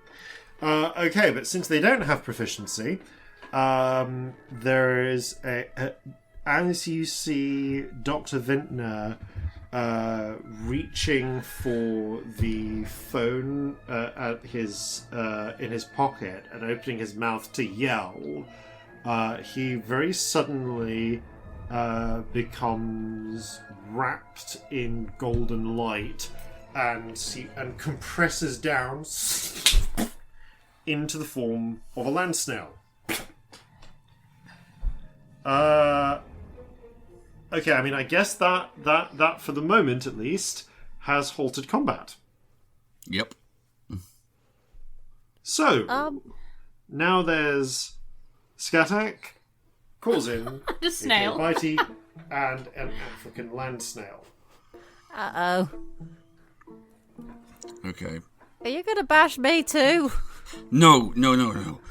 All right. This is probably going to sound completely crazy, but the memories that you had. Yeah. You met a pirate in Skrull's Cove. You'd been hiding, posing as a dwarf. You'd stolen the ring. Yeah. How would I know that and not know you? What? I'm really confused. They're real. Those What? memories are real. Okay, whose are they? They're yours. Mine? Oh. But... What? How are they mine? I'm here. I'm meant to be a student. I don't know a fucking thing. I don't know exactly what's going on here, but you have to believe me. Those memories that you have of being a tiefling, they're real. I am a tiefling and I shouldn't be, but I am. I got a tail and horns and things. Yes, that's because that's who you are. It's who you've always been. What is happening here, I don't know exactly what it is, but it's some form of magic. Right. I just did some we were magic I looking- shouldn't have been able to do because I don't have a screaming box.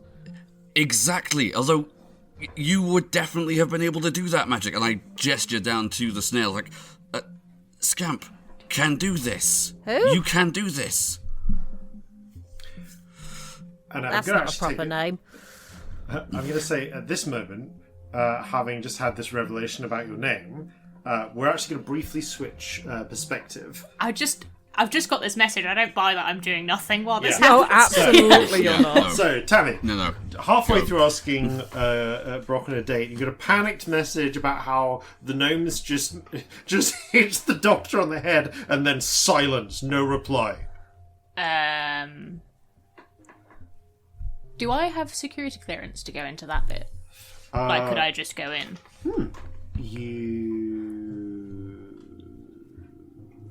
One moment. You don't have security clearance to... Oh, actually, no, you've got a yellow fob. Yes, you do. You don't have security clearance to get into the labs, but you can get into the next room, into the hallway. I mean, I'm still a bard, right? So I'm gonna say to Brock, "Oh, babe, sorry. Let's come back to the coffee thing. I've just got a message from Vintner. He's like really old-fashioned. He's done it in my brain. He says I should go join him. Do you mind?" Sure. And let's. I guess we take a rain check on the coffee, but Yeah. I'm not opposed. Okay, we'll talk about it later. Shanti, who's like checking the placement of her cleavage. Just like having a Just making sure rearrange. that she's well positioned for Dr. Vintner. Making sure she's aesthetically correct. Yeah, Yep. Babe, should I go with you? Yes, I give her like a look. Right. Okay. Let's go help Dr. Vintner. Yeah, like absolutely no urgency until we get through the door. That's like, poof, hurry. And I turn to Shanti. So the second we get through, beep, fob goes, door shuts behind us. I turn to Shanti. Babe. Diana just slips straight through. Hubert, realizing he's been left alone with the cat, picks the cat up and follows. So, I didn't want to tell security just in case we get in trouble for, like, drugs or whatever, but apparently the gnome has just, like, smacked Vintner on the head, like, on fucking mental. I'm sorry, what? Yeah, but I figure we have him outnumbered, so, like... Let's go. I mean, Shanti, we've been in scrapes beforehand. We can take him, right? He's not that big.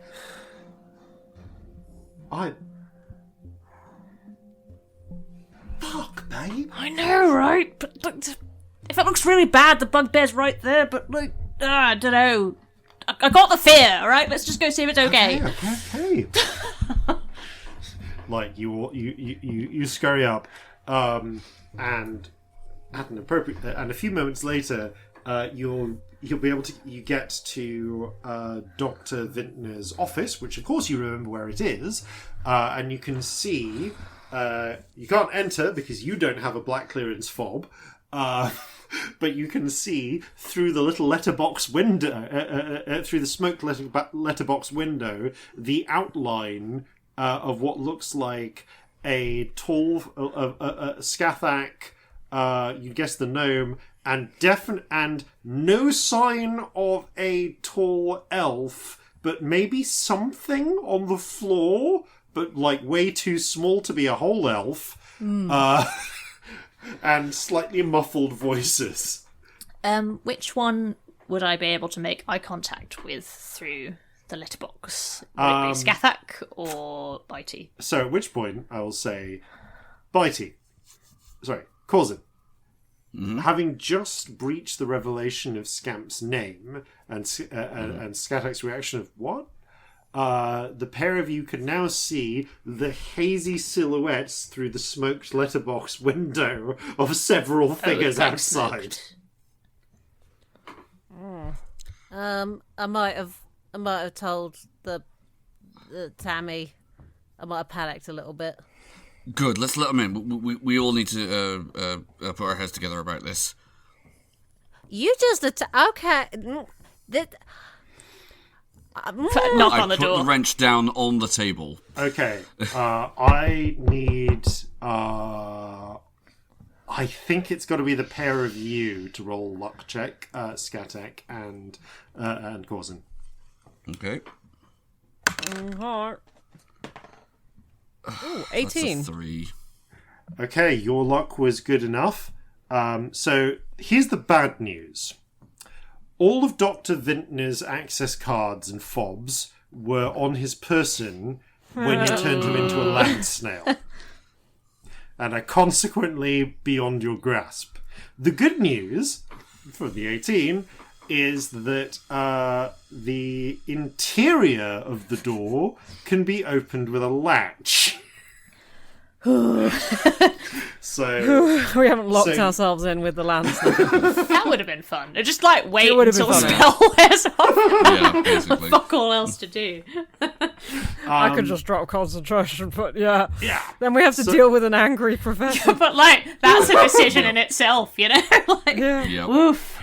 So you open. So Scathach, you go. I'm and just going to open hold the the door, snail. and you see. Okay, you bundle into the room, and you can see the professor's. You see the Dr. Vintner's office. There is Bitey looking a little wild-eyed. Scathach looking a little wild-eyed, holding a huge snail. And there are a few specks of blood on the floor and a slightly blood-stained monkey wrench on the table. I don't even look at the gnome. I just look at Scamp. Do I call security? No, not right away. No. There's blood. Are you okay? I'm fine. The professor's fine. Everyone's Yeah, fine I'm not gonna hurt here. any of you. I promise. There's just Hubert is checking for his exits. Okay, well, we're just gonna put this door to, but not lock it. And, Diana just silently closes the door too and stands next to it. now I look at Bitey. We have you outnumbered, so you're gonna explain you what do. the fuck happened. absolutely yes. Right. So we've all had something happen with our memories. No, and confusion over who we that's are. not what I'm asking. What the fuck happened when you hit a professor over the head? What's going on, man? What the professor was doing, I think, was affecting their brain badly. They changed that- some of my memories changed. I mean, really isn't clear. that- Isn't that good if they're all muddled and wrong and weird? Well, one set of memories is real and the others isn't, and it's not the ones you think. I've only got one, hun. Start They were making sense. So the professor was changing some memories that apparently are real because Bitey knows all the memories like he was there for them. Yes, Well, you mentioned that you had, weird dreams about, being a different person. I fucking didn't. I don't know Well, what the fuck I've you're got talking these about. memories of a pirate captain who talks a bit like you, and this weird tall bard with the music and shiny clothes, and white hair everywhere. Yeah, you know what that sounds Yes. like, hun? That sounds like a drug trip. You took But the thing something is- bad. But I've got a Pirates, lifetime of memory. bards. But how did I turn the professor into a snail if it's a drug trip? Exactly, oh, and The please magic keep concentrating fuckery. on that. We established But it might be where- something magic. There's I nothing. haven't got a phone. I mean, Don't I I haven't need got a one phone of either, but those? that's because I lost mine. Ugh. But there's nothing. There's nothing to suggest that what you're talking about is the truth. Except that it doesn't feel... Well, how does he know all my memories? I don't know, man. Because I know you. Magic. Because I know all of you. I mean, yeah, you know me. You work with me sometimes. Yeah, alright, but more than that. And I try and beckon them over to the screen. I assume that the waveforms have all Oh, just they've all gone back to flat a now. flat That, line. yeah, no one's in it. I don't understand all of this, but when they were in the machine, there was a load of wavy lines on this here, and I could see the difference between one set of memories and another, and I know which ones were real.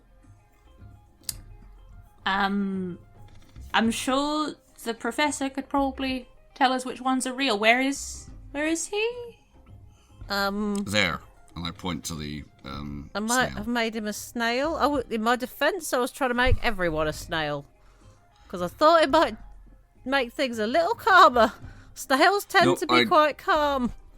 Absolutely don't hold that against you, but really right now, that's the best proof I have that the person I think you are is the real version of you. Please, and whatever this is. Could Listen, one of you, Scamp. one of you, give me a good reason why I shouldn't call security? Because I'm fucking struggling for one. If I'm honest, this is fucking terrifying. Because if you do, I'll use an earthquake and pull the building down. Because I need to work out what this is going on without you- security. Oh my god! Did they just make a terrorist threat? Yes, I did. I'm Kind afraid. of I'm really sounds like sorry, that. but that is. I really want to work this out without Are we security all getting hostages involved. now? I've, No, I mean, yeah. My You're father not a has hostage. money. You just can't leave. Prisoner? Oh, you're prisoners? Oh no, this got out of hand again. I just want to work out what's going on because I don't remember Or, yes. taking any drugs. That's all we're trying to do here. We are trying to work out what this all is. And I am not convinced anymore that any of this, the perceptions we're having of the place that we're in, are actually our true perceptions. Something has been messing with it somehow. You are, Your memories like, are weird. way more far gone than I am, because you sound like two delusional people feeding each other's delusions and making them worse. You're You the see only one the who thinks blue-haired they've woman at actually the door. taken drugs, I've got to say. The blue-haired woman at the door looks up and there's like a flick of madness to her eyes. And as she speaks, like, her hair starts to, like, stand on end, and you get little flickers of lightning, of static electricity. Listen, I don't know what's real right now, but I'm pretty certain I can flood this entire room with acid that will burn everyone's lungs out if we don't get to the bottom of why I don't remember my life. Second terrorist threat in 3 seconds. Yeah, Is it just I me? Yeah, I'm glad it's not just me doing the threats now. Thank you. Well, I don't have anything to threaten any of you with. You got spirit sight now. Do you have any spirit magic? Fat lot of fucking good that is. Also, we still don't know it's spirit sight. There's no one else who can see them, is there? I can. Can you now? Yes. I always have been able to. Right, what do you see right now? Admittedly, right now, you don't see anything. Go on, tell me what you see. Well, usually you'd have a great big rainbow around you. I said that I'd to you have a- earlier. I I'd told have- you earlier that I had that's what I saw. All right. So Out of character check here. Yep. Were they able to see any of Corzin's normal spirits? oh yeah, no, I could see all of them, but the trouble is, what I've Yeah, just said. They've just said. Yeah. Fine, cool. Yeah, No, Like- just double checking that. Just double checking that. Yeah, you've said all about. You've described the spirits, haven't you? Yeah. Where is it right now? Go on, point to it. Tell me where it is. And I definitely can't see it even. on the, No, you really right. can't. Okay. Thought Can so. I point to one of my own spirits? Because they should be able to see that, right? Yeah, but you don't know where they are. Can you sense them at all? Can I? Yeah, can Oh, I? when you cast, do they go somewhere? I mean, you don't know, but you feel that you can still cast. Celestia, if Celestia were here, she would be able to. So rather, Tammy can see them come into focus when you cast in the way that they normally would. All right, I'll prove it to you. You mentioned earlier about the spirits around me. Then, watch this. And I am going to, for whatever it's worth, I'm going to cast on myself protection from evil and good. Okay. You see the half-formed sort of fish-like images become more like a protective wall of scales for a moment, and that sort of octopus-esque thing becomes sharp and guarding before fading again. Whenever I cast something, that's what happens, right? You can see the spirits around me working it. Also, incidentally, if I am charmed, frightened, or possessed by anything, I get an extra saving throw at the moment. Okay. Becoming useful depending on how much you continue to piss Tammy off. Yeah. Yes. I'm just checking whether that affects ongoing charms or not. It does, because essentially it means that I can't be if I haven't already been, but if I have already been, I get a new saving throw against it. Okay, you can take one saving throw. Wisdom, I assume? Yep. Right. Come on. Damn it! Yeah. That's an 8. Boo. Okay, sorry, I'll that mark was that sad. But, Oh, it doesn't grant you a new saving throw, but it does. But if you get a new saving throw, it will grant you advantage. oh, okay, right. Good to know. Okay, that I'll was see. that was weird. I will give you that. I can only do that a couple of more times, but You could be feeling my delusion. But that was strange. To what end? I'm just trying to get to the bottom of this. You're just high, I don't know. So, let me see if I understand this. You're all holding us hostage because we're actually all living different lives that we can't remember, except some of us can. I can remember someone else's life that is apparently called Scamp. And that seems to fit. But it also doesn't. I'm Tammy. I've only got one. But you're seeing things differently, aren't you? So wait. Yeah, What but are you seeing? I'm just like hallucinating. We're in like a what are you stone seeing? room right now. Actually, yeah, you are in a so things that you can see in this room. Again, things are pretty bleak and stone, but the shelves are real, as are a lot of the books. But instead of this smooth printed textbooks, it looks more like bunches of handwritten journals. The machine appears to be real. You've seen it once before, on the occasion you've gone into the doctor's office. But it like looks, bringing coffee or whatever. Yeah, it looks less polished and finished than you would than the sort of industrially produced machine you're used to. It's got a lot more exposed parts. It looks like it's a lot more bare bones. But so and nope. The doctor's phone was on him when he got turned into a Lansdale, so you still don't have access to a phone. Like right now, what do I see? Yeah. And there's no windows; they're just blank stone. all the windows are gone. Stone. The bookshelves are still there, but it's not like normal sort of sciencey textbooks or whatever. They're like, I don't know, they look like diaries maybe. What's in them? Can you have a look at those. And the machine's all funny. Like it still exists, but it's I don't know. So what you're weird seeing, looking. So what you're seeing right now doesn't square up with any of the memories you have of being in this place and working in it or anything like that. It kind of does though.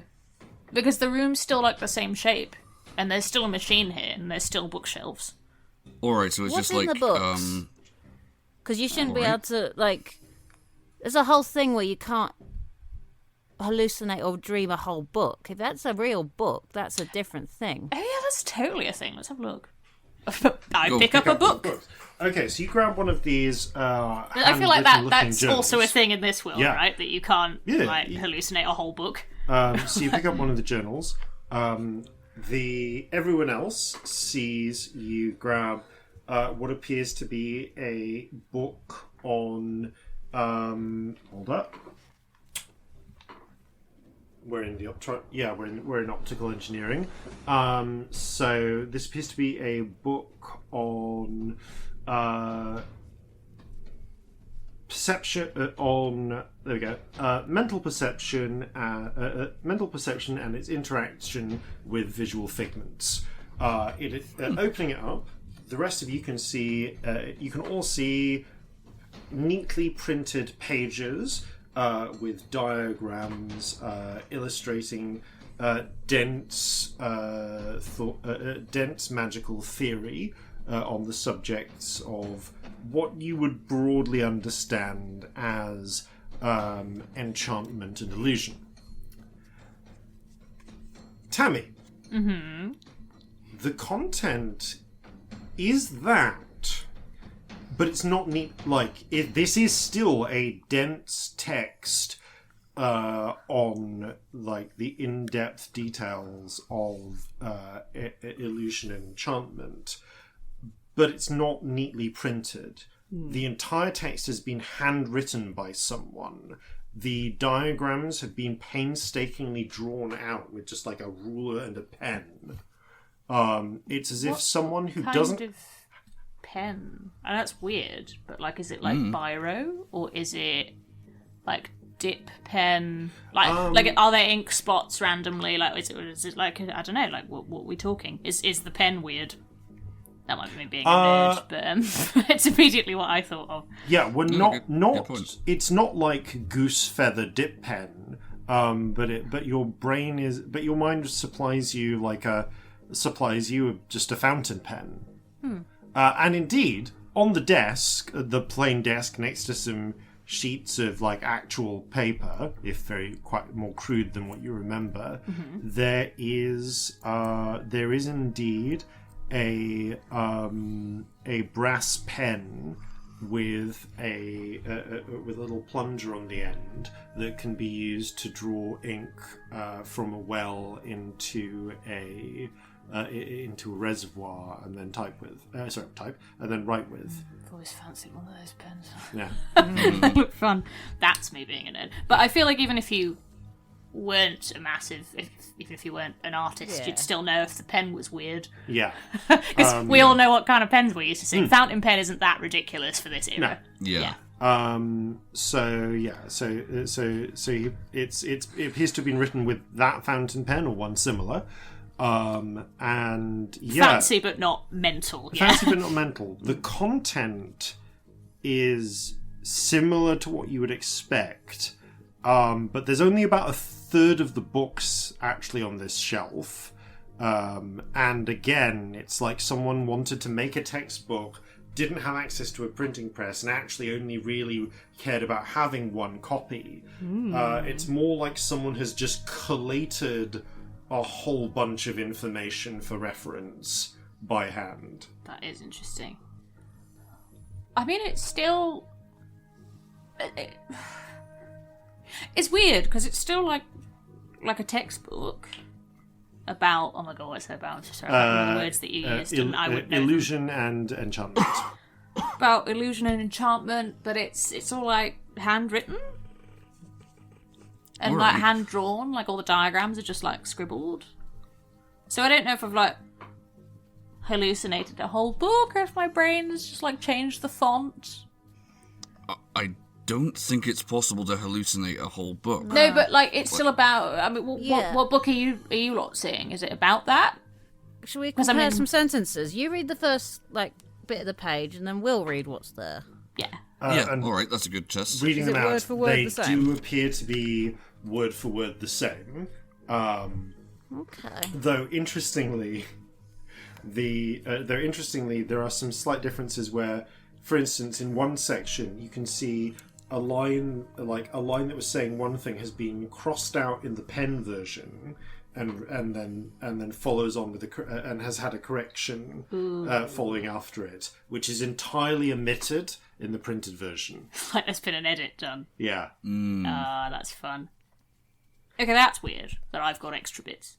It appears to be it appears to be a section that refers to, like, draws a conclusion about how a particular style of illusion interacts with the brain, which has been crossed out, and an updated version has been like scribbled next to it, which seems to be a sort of the revised conclusion based on later evidence. But the initial wrong entry doesn't appear in the printed textbook. But like this is not something that Tammy would know. Yeah. Because But you can just Tammy's a music major. Yeah, but Tammy can tell that like two different statements have been written. And, No, but my point is The incorrect Tammy one would isn't not something you could know make up. enough about this subject to have been able to make up a fake conclusion. Yes. Yep. Oh, you're right. Knock some things on the floor. Okay, are you okay? Do you need a break? Dramatic. No, I just knocked over a little bit. In shot, you see Hubert awkwardly knocks over the pen as he's glancing at what to you, Tammy, is just a blank wall. And you see him like his hands are just like pressing against a blank wall, but the rest of you look over and he awkwardly tries to pretend he wasn't trying to get the window open to escape.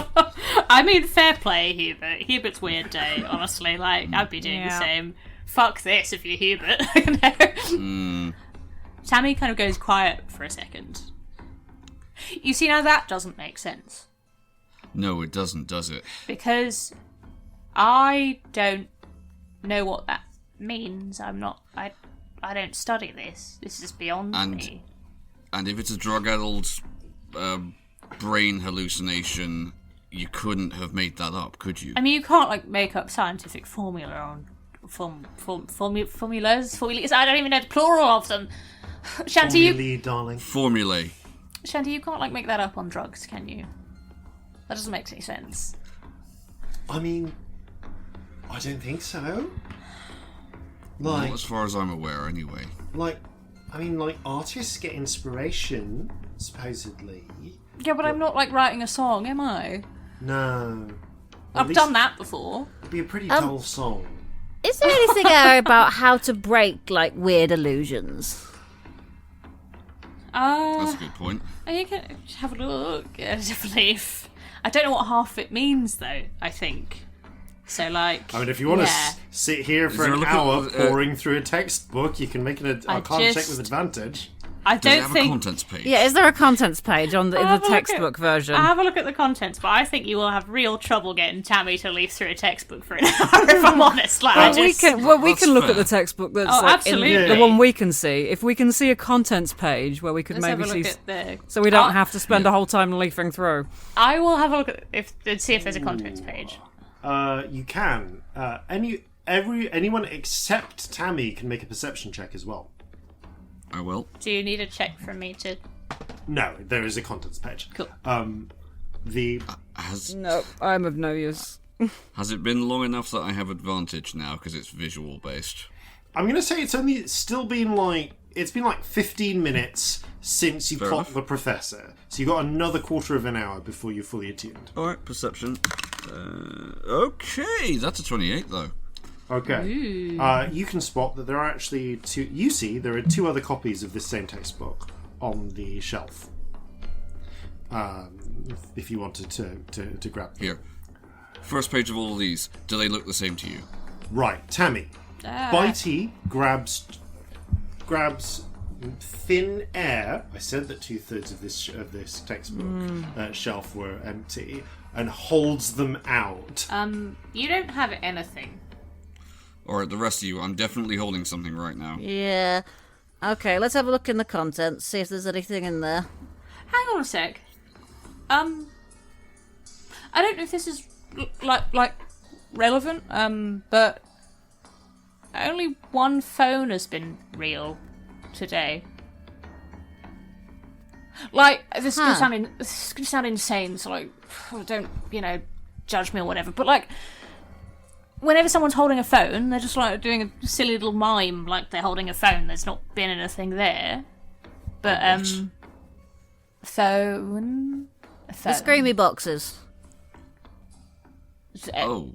Everyone has them, but the oblongs that we use for everything. All my memories appear to be from like 1790, so I. Right. Mages do magic on them? Yeah. No? Okay. Right, just me. I don't. Jason, whose phone was real? The professor's. Brock's was real. Brock's was. And indeed, the professor did actually have a phone in his pocket as well, though it is currently wherever the professor's body is. You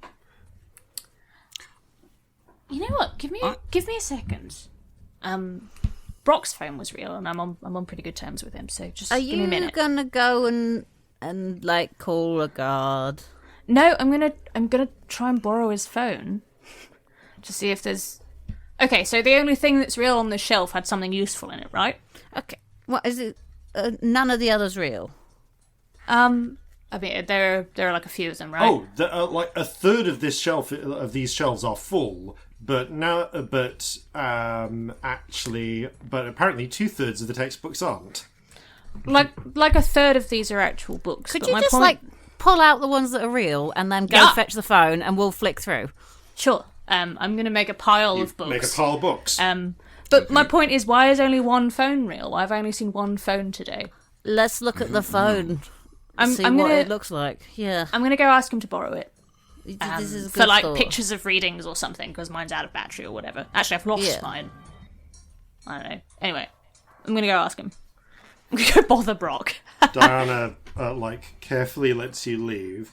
And you see Hubert makes a run for it, and she just, holds up a finger which starts crackling with electricity, and Hubert, steps back slowly, hands raised. I'm not gonna call security. I'm not saying I believe you, but I am saying something's weird and I want to know what's happening, so I'll be back. I trust you. Go. You step back out into the hallway. By the way, you know that you remember that this hallway is full of side doors that lead into different labs. Again, opaque stone corridor. The doors are there, but they're steel now, and the fobs are there. You don't have a lab fob. You do notice the bit where you remember the smoked glass doors at the end of the hallway. There are now huge steel doors there, which are marked with glowing sort of rune work and enchantment next to the red fob. To the red fob. Where do I think that would go normally? Do I know? Normally, or is this out of my pay grade? Normally, you recall that going into the primary optical engineering research lab. Okay. Primary research lab. Yeah. I'll have forgotten in 3 seconds, so just writing that down. You definitely remember that red clearance is only one level below black. Okay.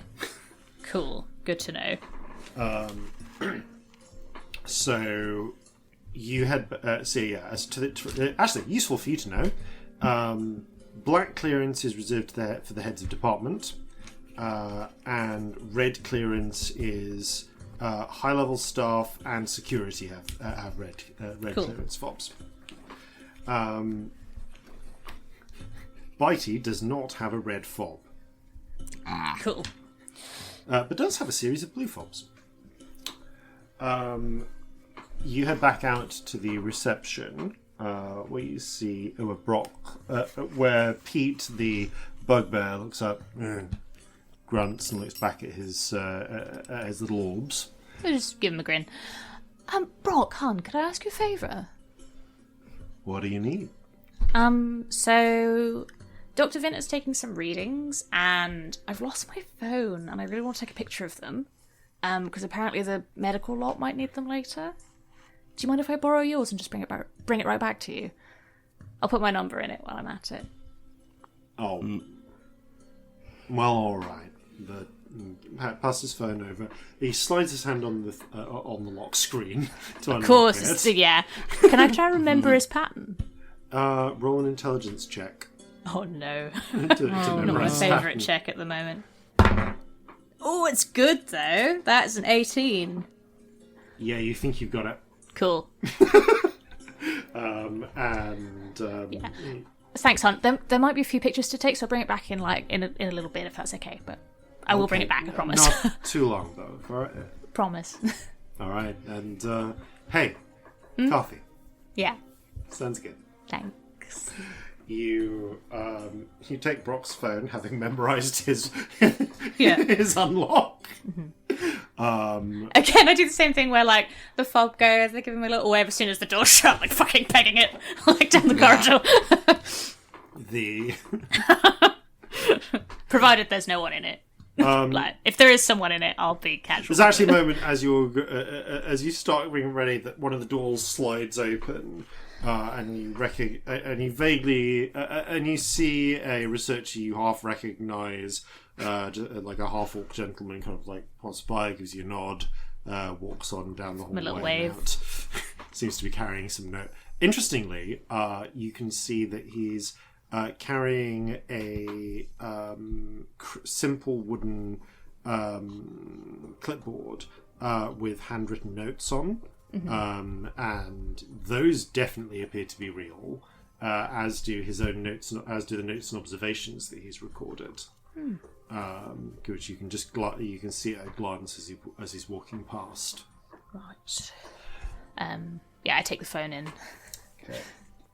I don't know if you want to have been reading stuff while I was gone. just if you want like to be looking at the title, seeing if anything looks particularly. Yeah. make sure I'm not unusual covering up or useful. opportunities for other things. Yeah. So you are hurriedly skimming through things, and you have and there's limited amounts of time. How long can you maintain polymorph for? An hour. Okay.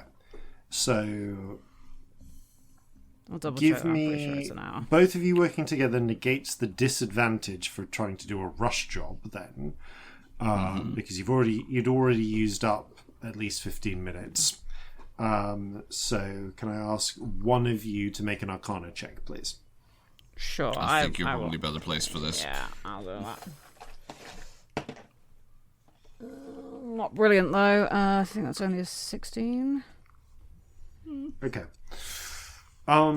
This is A, dense, and B, apparently covers theory decades ahead of the textbooks you remember Wisdom having.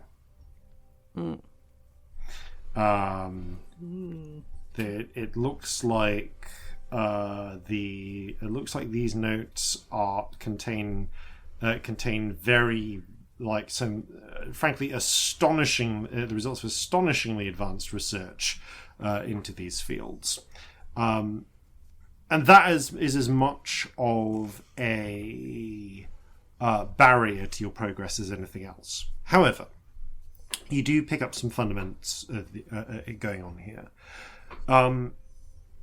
If your memories have indeed been changed on the scale that you think they have, and you also have ongoing and highly resistant illusion changes to your perception, this is, in order to achieve this level of depth and detail, this is a step beyond what can be casually achieved with battlefield enchantments of the type that you are used to casting. To maintain this level, because the thing is, if people appear to be, if they are indeed like experiencing illusionary lives or experiences, these details are rich and involved. So if it was being done by just a person, then it would require a lot of concentration and focus from one or more dedicated casters to do even a relatively small group of people. More likely, it seems from your skimming through it, a lot of this of this enchantment must be being sustained through some degree of automation, most likely using some sort of magical device akin to which certainly seems to be within the capabilities of whatever's going on here, as evidenced by these, as they call them, phones. And indeed, as evidenced by the very complex machine that Dr. Vintner was using to apparently give Scamp, to you, Corzin, Scathak to you, Scathak, accurate and rich memories of their formative moments. Okay. Such a machine or such a device must exist somewhere, and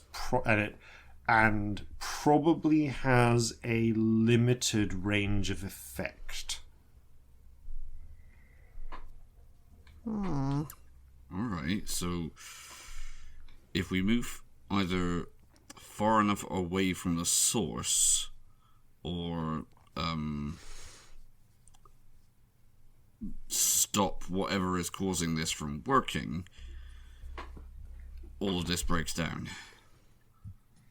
Yeah. It's about as you're managing this, reaching this conclusion. The door open. There's a little knock at the door, and Diana opens it, seeing Tammy's silhouette beyond. Hey, I've got his phone. I know the lock screen. Okay. Does that look like a normal phone? Yep. What's going on with it? It's a phone. It's got, like, I don't know. What kind of background would Brock have? What's he wearing again? God. Brock has a... Okay. Brock's background appears to be a slightly cartoony image of the Tauros adrenal extract bull, like swinging, He's just like a real just fan. like swinging a sword through sort of cubicle-looking zombies. Okay, so it's got a background of the adrenal bull killing some zombies or something. Toroid. That's, Void for sure. that's the one. Thanks, I'm really bad with names. But that doesn't feel like it's significant particularly. No, but what is there anything on the phone that's weird? I don't know. What do you do with them? How do they I'm work? gonna start like opening random apps and just seeing if anything looks off. Actually, are there any apps that like I wouldn't expect to see on a phone? Like is anything weird? Because I wouldn't just like open Facebook, No. would I? I'd look for something. I would scroll through the app screen and I would see if there's anything magey. Yes. So Is there a magic app? I don't know, man. So Probably. a few things come up for you. First of all, it's less about what's there and more about what's not there. So gallery camera, messaging, calling, that's all there. You can see there's an app that you kind of vaguely recognize as being a standard sort of university mage app, which when you load it up presents like a series of little circles with classical style runes in them that you can move around the screen, and you don't really know how to work it, but you understand that this corresponds to like classical mage metal movements in some way, and that you can, and the machinery hidden inside the phone will let you cast through it. But of course, more immediately, there's just the apps that are the simple spells. Like there's the light one. There's like the flashlight. You click it and light, and it and the phone just casts a light spell at the end. I love this so much. And a series, and the little and some of the simple pre-programmed apps that already exist. Basically, this thing does prestidigitation through various effects. Oh my god. It's so useful. The world we live in is so stupid. As if you can't clean small messes with your phone. Like, the future is useless in our world. Do you know how much I would fucking love that? Oh my god. Ugh. Yeah. I just like the ability to like make my subdivided- tea just taste different. Prestidigitation is Reflavor fucking something with incredible your as phone. a Yeah. phone Heat function. my tea. Yeah, it's subdivided into a bunch of different apps, but they all basically do the similar things. Ugh. Gorgeous. So, mage apps. But Yeah. missing are things like games for the most part, little entertainment things. The spaces are there where they should exist, but it's as if someone hasn't actually bothered to program them in for the most part. It's as if they've just like deleted a load of stuff off their phone. Yeah. And like no like Instagram or like anything like that. No, none Not of the stuff that you'd expect. In fact, yeah. really, anything that's involved with communication outside the university is missing. Okay, so like he doesn't have many apps. Like he's only got mage stuff. Yeah, maps is gone. No maps, no. Yeah, like not even like texting really. No, no socials, nothing. Just spells and mage apps. Yeah, there is like there's phone and there's phone and messages. Okay, there is text Yes, then. there's text. There is text. I will confirm. Okay, I mean there's text, but there's nothing What else. is text? Is that just like writing? Yeah, it's so weird that you don't know what that is. Yeah, it's just like you can send a message from one phone to another phone, like with writing. Yeah. Oh, like a letter? I mean, kind of like a letter. Are there any in there? Look at his text.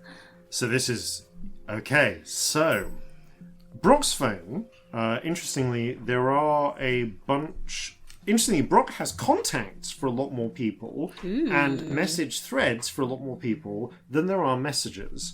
Interestingly, a lot of the only some of the message threads actually have meaningful exchanges with back and forth. Some of them, for instance, the ones that go to say like mum or people who you don't recognize from the university, only have Brock's outward messages saved. But the ones that involve him like just messaging internal like some of the ones which is day-to-day work messages, those have been saved and they have the back and forth of both of them.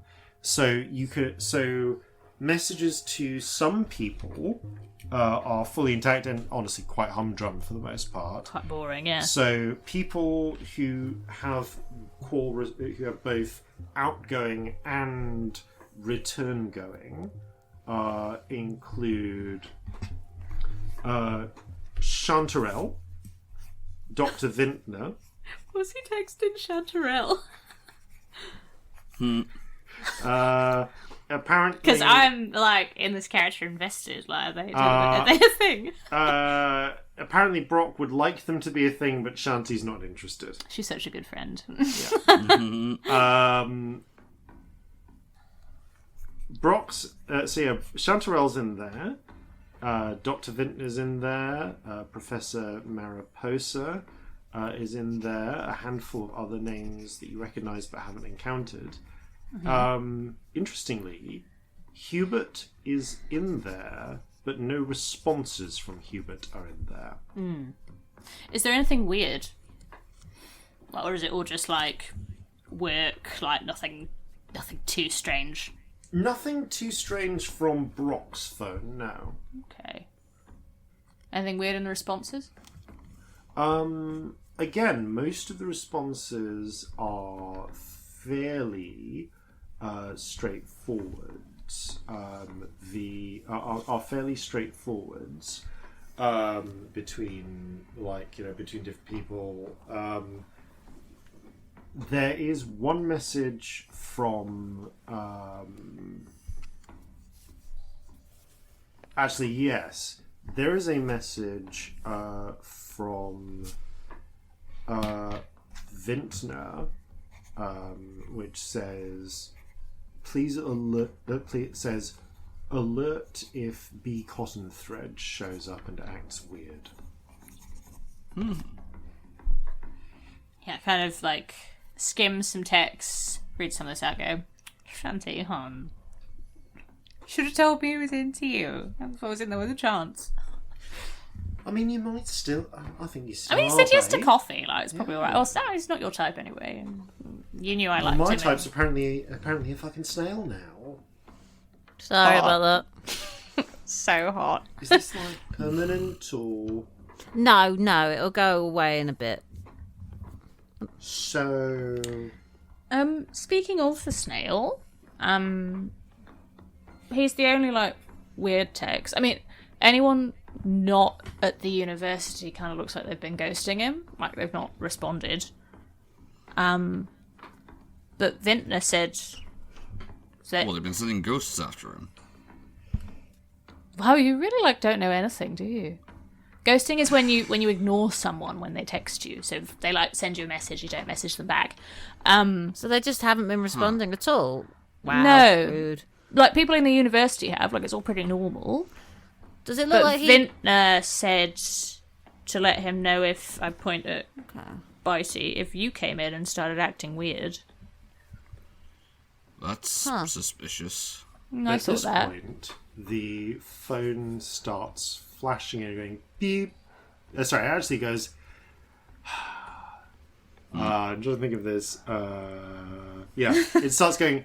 And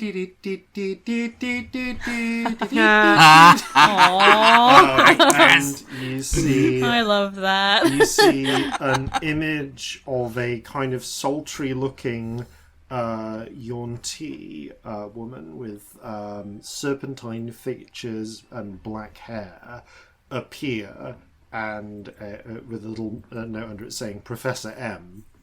And you see and you recognise the accept, dismiss, call buttons coming up. Oh, shit, I better not answer it. It's Professor.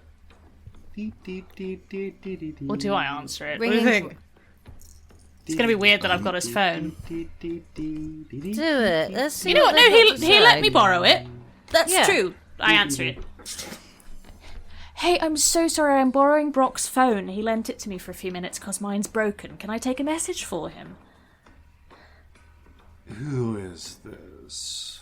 Oh, I'm Tamara Wild. I'm just a student here. Nobody important.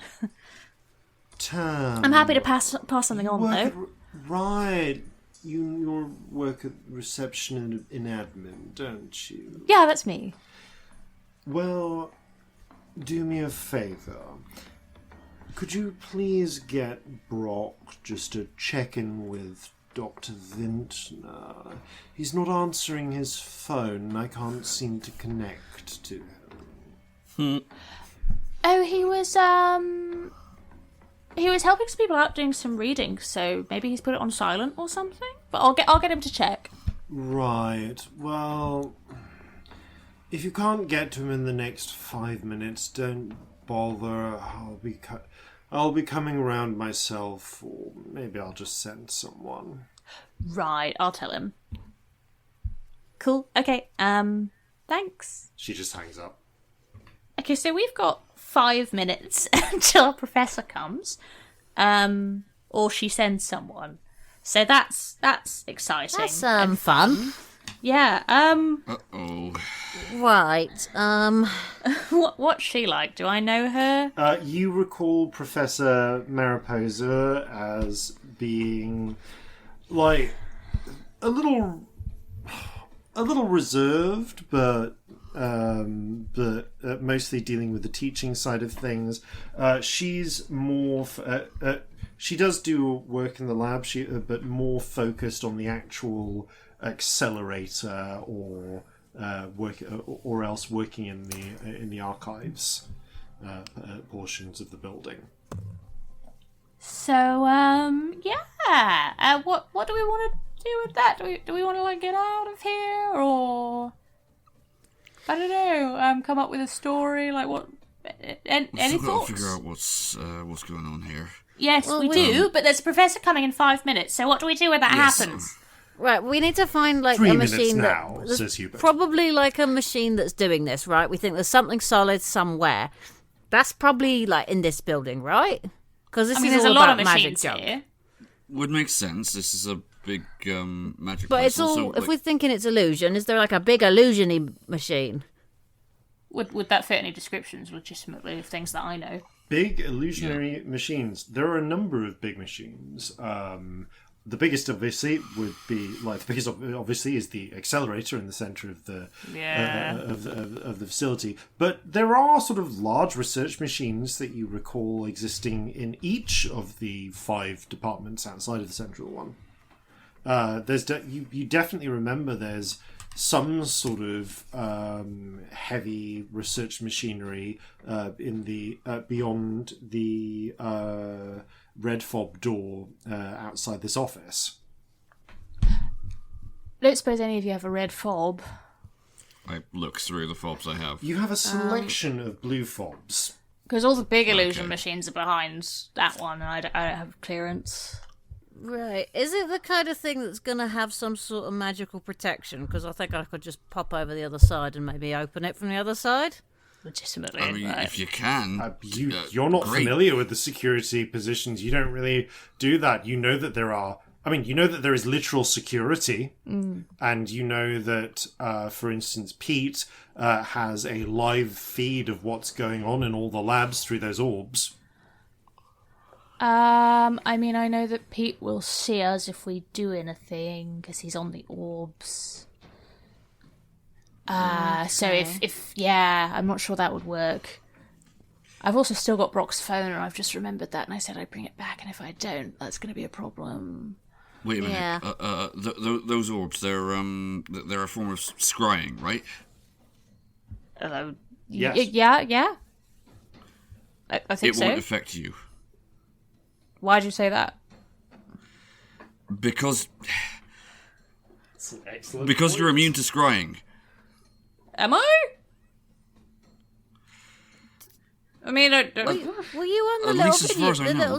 on the little orbs when we walked past? Did you see yourself in it? Did I? That's a good point. Roll an intelligence check to see if you remember. Oh, hell yeah, 18.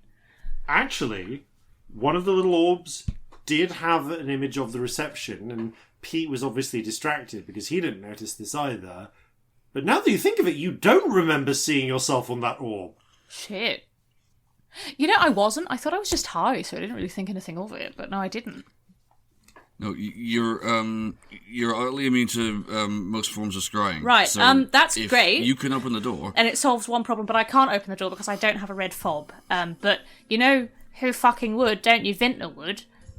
But he's a snail, so I don't know what we do with that, to be honest. I could Alright, I'm unsnail him, but then we're gonna have the problem of, One moment, And being I'm going cross to go about through the it. drawers in the desk. I'm gonna give Brock's phone back Cool. because otherwise we're gonna have another problem. So I'm gonna go do that. Yeah, you do that. Yeah. So- You lot figure out how the fuck to get a red fob, yeah? So Corzin, you start trying to go through Dr. Vintner's desk. At the same moment, Tamara, you open the door and step out to go give Brock his phone back.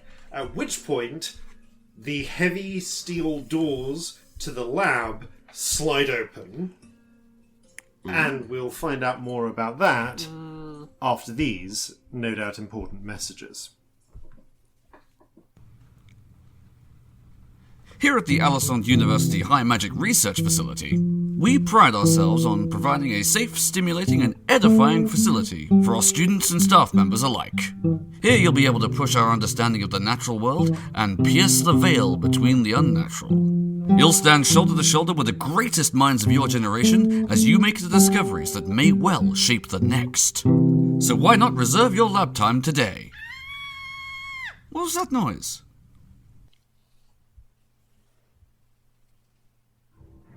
And welcome back. Tammy, as you step out of Professor Vintner's room, To return Brock's phone, yeah. to return Dr. Vintner's room, to return Brock's phone, while everyone else is gathered round the land snail that is Dr. Vintner. Oh no. I think you're approaching half an hour of land snail time at this point. Oh no. The door, just as you step out, the to everyone else, a smoked glass, to you, reinforced steel double doors at the end of the hallway, right next to Dr. Vintner's office, slide open, and out steps a figure you recognise, Tamara. That it being that of Dr. Jeff Archers.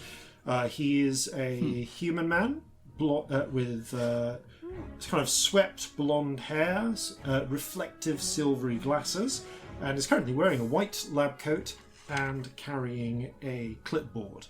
He almost walks straight into Does he you. now? Is he the sort of person that would have the fob that we need to get through those doors, perchance? Well, he's just walked through those doors, and so you know that he is indeed a member of staff with red level clearance. Right. Because he does, in fact, literally work in these high-level labs. I have some questions. Yes. 2 questions. 1, is his fob anywhere I can see it?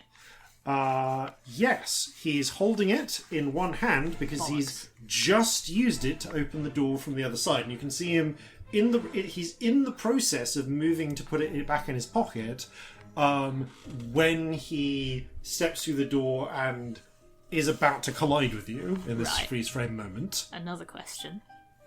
Talk to me about these doors. How long do they take to shut? When they've opened, are they slow shutters? Are they like? They just go bang, like it's over. So assuming that they work like other doors you have encountered in the building, they'll stay open for as long as someone is standing right in the middle of them, which currently Dr. Vintner is. Not Dr. Vintner, Dr. Archer's is. And then close within 5 to 10 seconds after someone steps out of them. Okay. So by virtue of being about to walk straight into you, Dr. Archer's is currently keeping them open. If he's about to bang into me anyway, can I try and strategically bang into him in that sort of slightly pickpockety way where you nick something off somebody? Yes. Can I ask you to make a sleight of hand check, please? Yeah. Yes, you can. Oh, I'm proficient because I fucked around with coins for like weeks at the start of this podcast. Gotta love it. Okay. Sleight of hand. What is it? What's the skill? There it is. Oh, hell yeah. 27. Okay. Let's go. You, with a flash of inspiration, as you are... I just like smack into As it. you're stepping out, there's a brief... as he smacks the clipboard into his own chest. With a 27, I would like to like almost knock like something else out of his hands to like distract him and be all like picking it up like, oh, I'm so sorry, I'm so Ragent, fuck, I'm so sorry, I completely wasn't looking where I was going. You knock the clipboard out of his hands. Yeah. And as he drops it, oh, blasted. And as you kind of pick it up and start fussing around with him... Oh, just like straightening his clothes and shit, and I just like nab his keys. You lift the keys right out of the pocket that he's just put... Because he kind of hurriedly stuffs the pocket in and starts trying to pick up the paperwork with you. Which, the paperwork appears to be real, and seems to be his notes, handwritten notes on this clipboard. And he's like, bothering... Tammy, isn't it? Yeah, I'm really sorry. I'm not very well. I wasn't paying attention. Completely on me. No. It's quite fine. Listen, I need to get these to Professor Mariposa. Oh, have you... actually, I should drop in and speak to Dr. Vintner while I'm passing. Oh, he's doing a scan of someone right now. He probably doesn't want to be interrupted. Deception check, please. So full of shit. We're gonna have to knock him out if this doesn't work. Style time. Deception. What is Celestia's deception? 16. Total. Yeah. Probably not enough. Frowns a little over the silvery specs. Well, I'll only be a moment. I just need to drop off this report for him. Oh, at this point is where I would do like a charm person or something, but I can't. You can't. Can I definitely not? Like, how limited am I? You cannot. You are.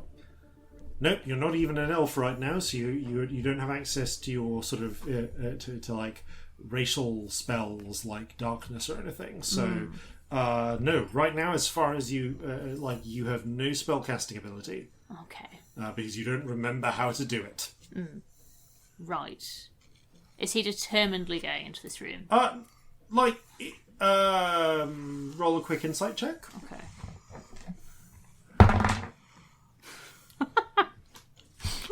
Oh, it's not good. I have no idea. 4. He seems quite flustered, probably because you just walked into him and scattered his papers everywhere. like he's very poorly hiding the fact that he's annoyed with you and seems intent on just getting in to the room that you're hurriedly kind of like close the door behind you. Yeah, I'm actually supposed to be like making sure no one comes in right now, so you might want to come back in a little bit, like 10 minutes or something. Ooh. I'm going to say this time persuasion, but with disadvantage, because you have... I'm just running out of things. There's nothing else to do. If not, I'm just going to let him in. We're going to have to knock him out, lads. That's what's going to happen. Fair. Yeah. I still have my I'm wrench. still Celestia. I rolled really well. You're going to be really mad. That is a 33.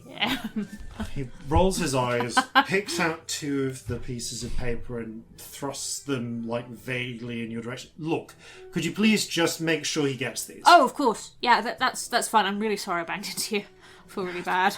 Quite all right. No, excuse me. Turns and starts walking towards the end of the corridor. Which has a door with a fob on it. It's going to take him about 30 seconds to get there. Cool.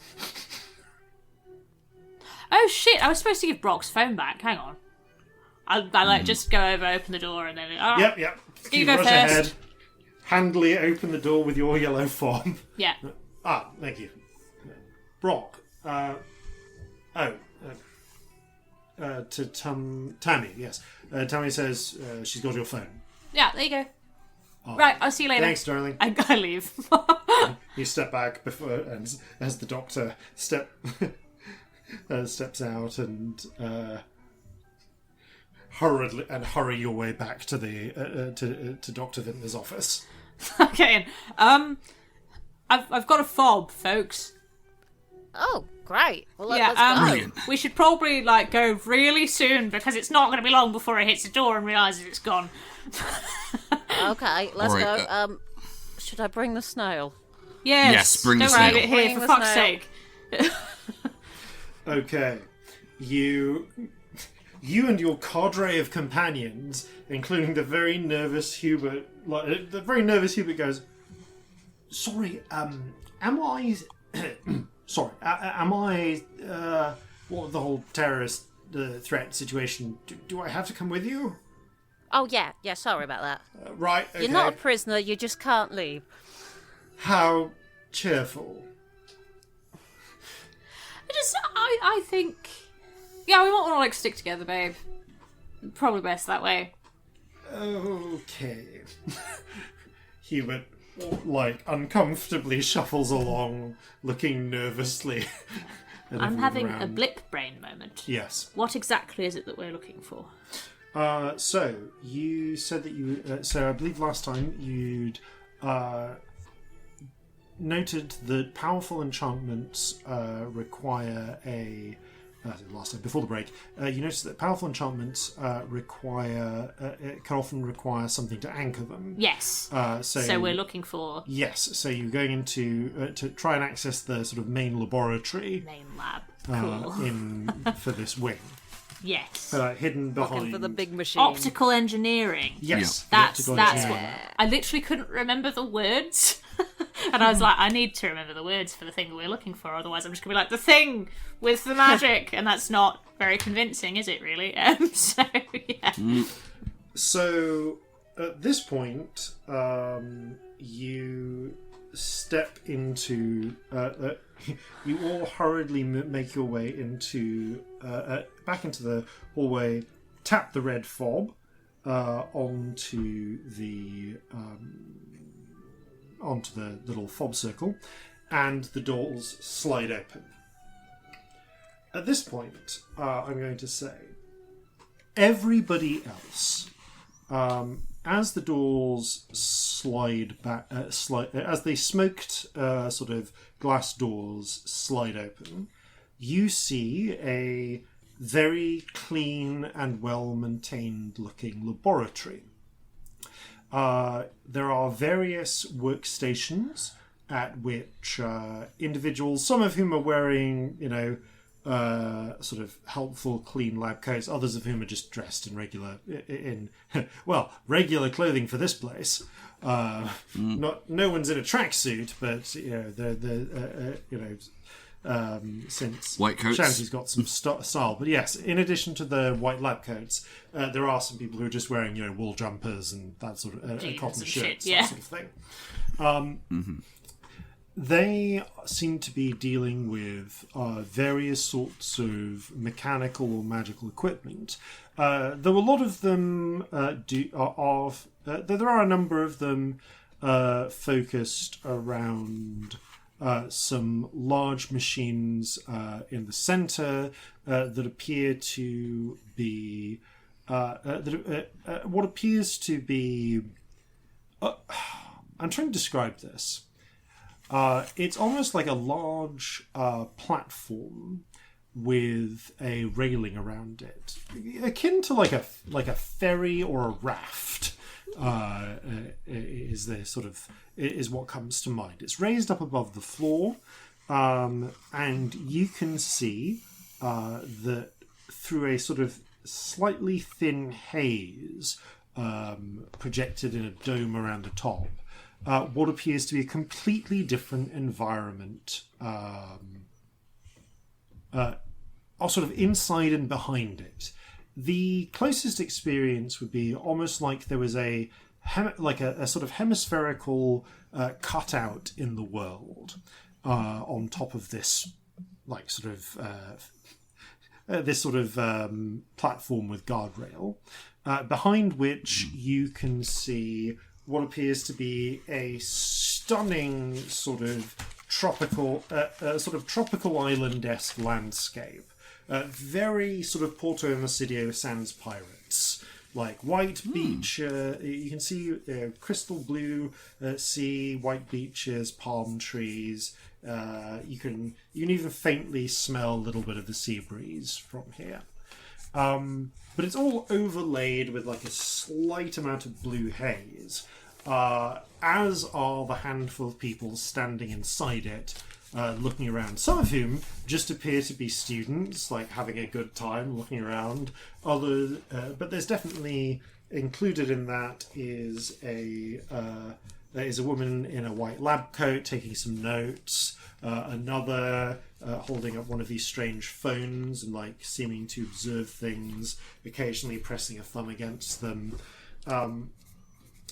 And below that, you can see next to a partly open panel, there is a halfling woman, kind of a plumpish sort of figure in a blue jumpsuit, very similar to Bitey's, who with short black hair with blue tips. She kind of reaches out for a can of Toroid adrenal extract, downs it, taps it to the side, and continues using some sort of crystal-tipped tools. Yeah, not dissimilar to drawn. Ellie's drawn on the sketch. Put it in the chat, it's rubbish, but it says it. Thank you. He's using some slightly crystal-tipped tools to just make a couple of tweaks to what appears to be complex, exposed innards of the machine. To all extents and purposes, this seems to be the focus of their research. You hear the woman underneath go, "Oh, okay. How's that going?" Yes, we got smell back," says one of the people. Says the woman in the lab coat above. Tammy, you see another of these Spartan grey chambers.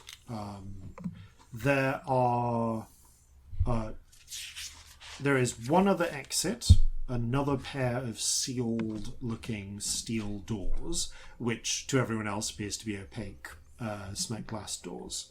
There are a number of simple workbenches around, many of which do seem to be filled with actual apparatus, and machinery, a lot of which does look familiar to things you've seen before. Some of it a bit more crudely made, or looking a little bit handmade. Others looking exactly the same, and figures wearing lab coats or standard casual wear, who seem to be performing very much the same tests you would expect them to be performing.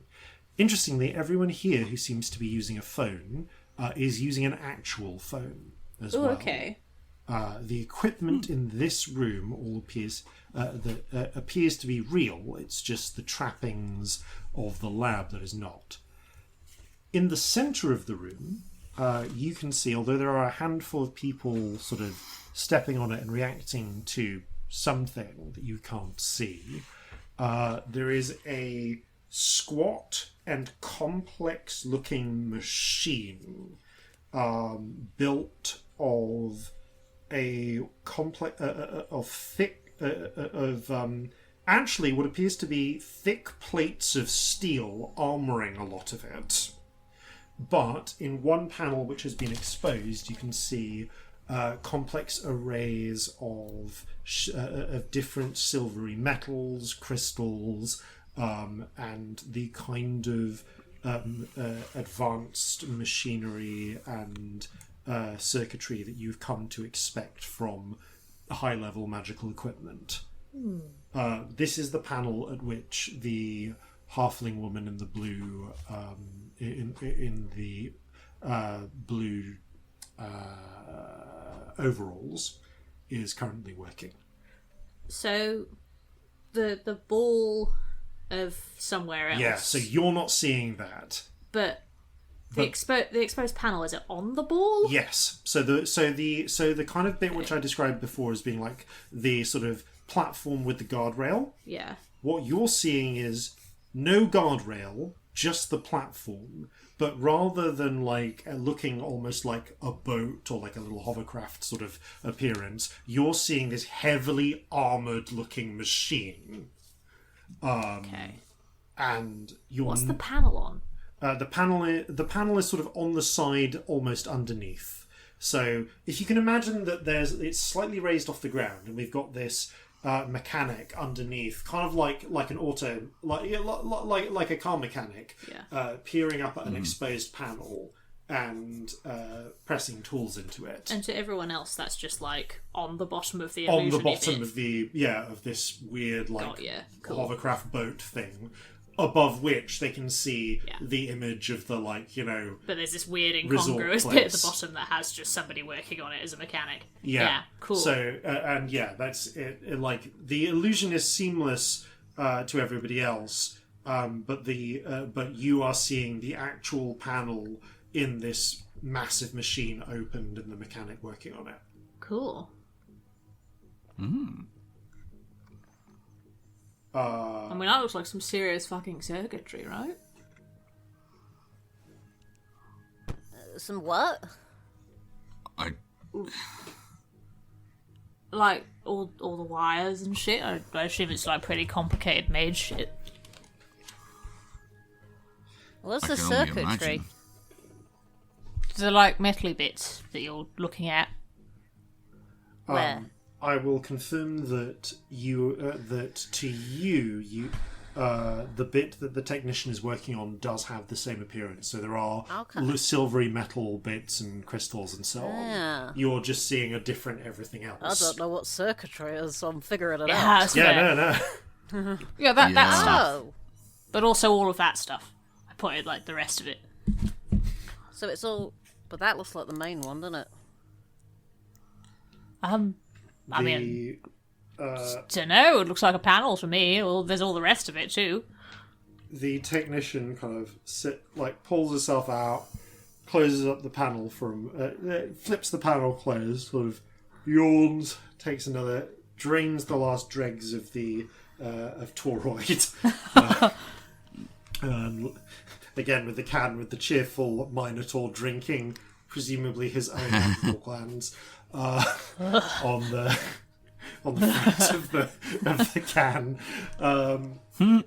she yawns. She goes, Hey, what are you all doing here? Bitey, what's the issue?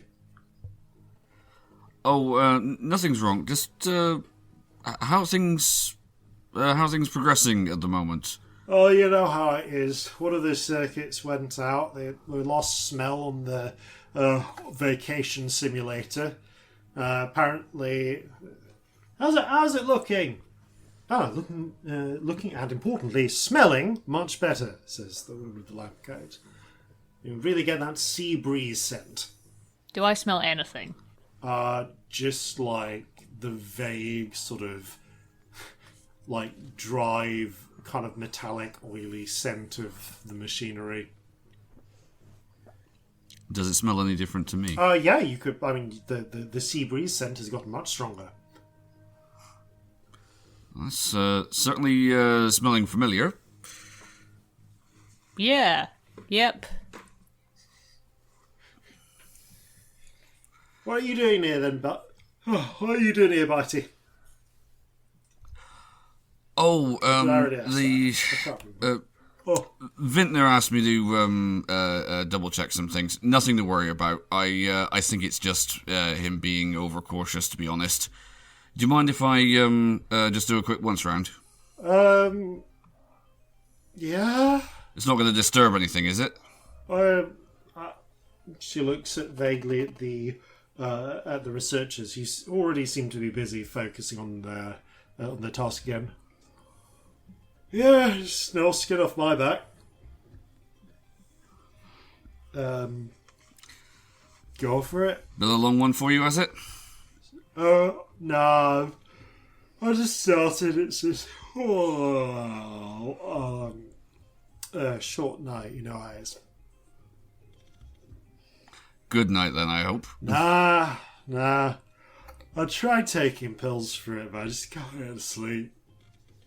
And then I can't wake up once I'm awake again. Oh, I feel you, babe. Yeah. Yeah, I know how it is. Oh. Well, we shan't be long. Aye. Oh, right. Oh. And I will move around the outside in a manner that hopefully suggests I know what I'm doing. Sort of start vaguely nosing at the different experiments. Everyone else sort of awkwardly follows after you. Right. What looks like our focal point, do we think? Or whatever it was. Yeah. What are you all seeing? Because you're all talking about, like, sea breeze, and I don't smell fucking anything. And you've never been in this lab before. So you've no idea what's But, like, supposed to be here. the only clue is that everybody said that they smelled sea breeze, Yeah. and I don't. So I figure that's not a huge leap. Oh, no, I'm just reinforcing Tammy's never been here. What That's odd. are you all... I don't smell the There's sea. like an illusion up there of the sea. No, there fucking isn't. Interestingly, as you move around the room, you can see like that sort of hemisphere of like the sea and the island. It's like you're walking around it and you're seeing different perspectives of the island, as if like the hole in the hole in the world was like moving to match your perspective. Oh, okay, so like we can we'll go around the outside of it and see a different angle. You get the feeling that if you were in the middle, it would sort of be all around you, like all encompassing. Right, okay. I mean, I'm still not discounting the possibility that I'm just, like, really high, but this feels a bit like the books. Because there's not an illusion there. That's just a whole bunch of wires and what's stuff. in both of our worlds? I mean, What looks important and we're both seeing? All the phones are real here.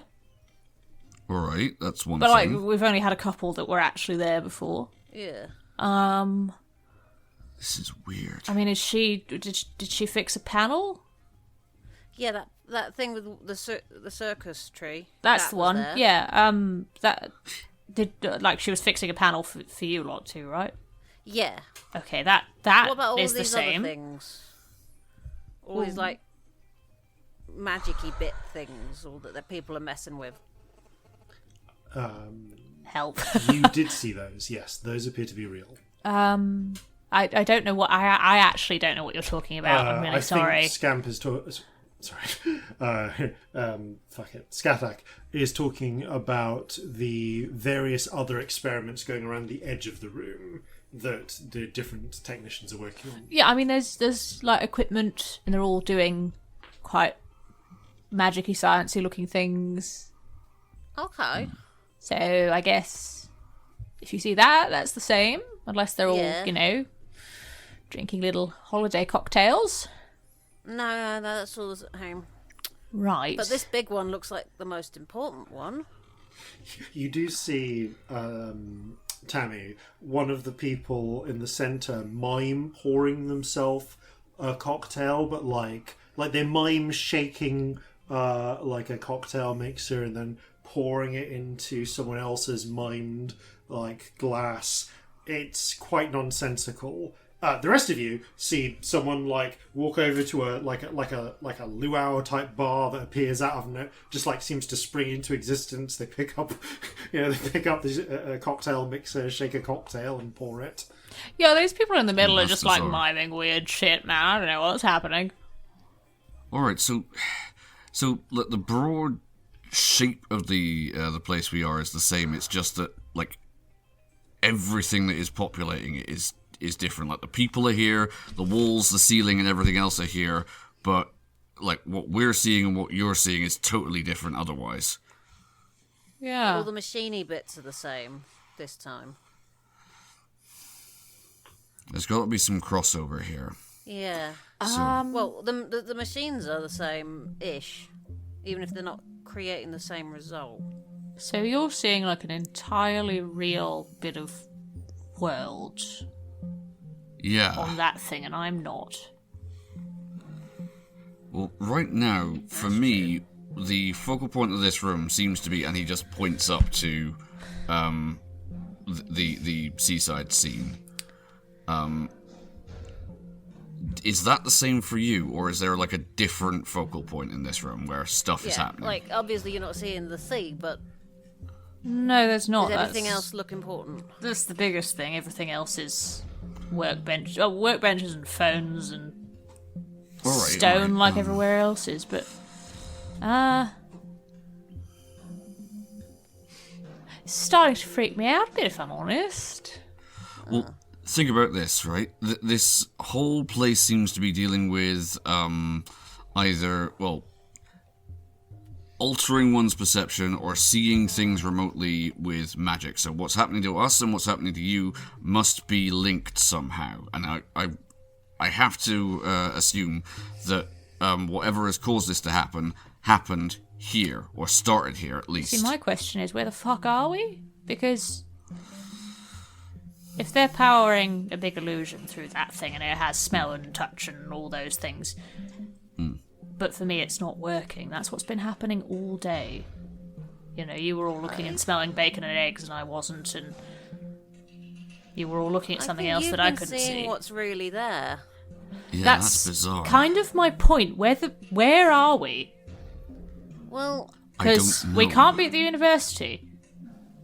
I've been doing a lot of like the memories that I have that don't feel like they're supposed to be mine are of like a lot of weird little places with lots of strange magic-y stuff, and I think we could be in one of those. You're not So I think really making any sense, babe. no, it's it's a lot to explain. It took a month, quite recently. I'm having a little bit of a panic. All right. I think if we can shut it down, we'll know what's actually there, and maybe we'll be able to see a way out. Yeah, that's the point. Yeah, What we and have then- around us right now is an illusion to a certain extent. We have to find out what and how to get rid of it. all the people are real, though, right? Because they're the same. So Well, they certainly seem I to be don't like. know, because I'm seeing me differently to how you're seeing me. well, like Shanty's here, and everyone, like Brock was there, and Maybe they're all stuck in it too. the whole university. Maybe. Shanty, what do you It's think? pretty babe? big. We don't know how far this goes. Darling, babe, this is kind of freaking me out. I mean, like, you know, at first I thought I was going to get a date with the hot doctor, and then I thought you were going to get a date with the hot doctor. I'm sorry. Turned him into a. She lowers her voice and hisses, and we've turned him into a bloody snail and kidnapped him, and I've been and we've sort of all been kidnapped by Bitey. Like a little bit. He seems pretty harmless though, Han. I think we'll be okay. I'm less worried about that than I am about the, like, maybe none of this is real. Fuck. It's just like, has the whole university been kidnapped? I don't know, but we've got to find out. I don't feel high. How do we shut this down?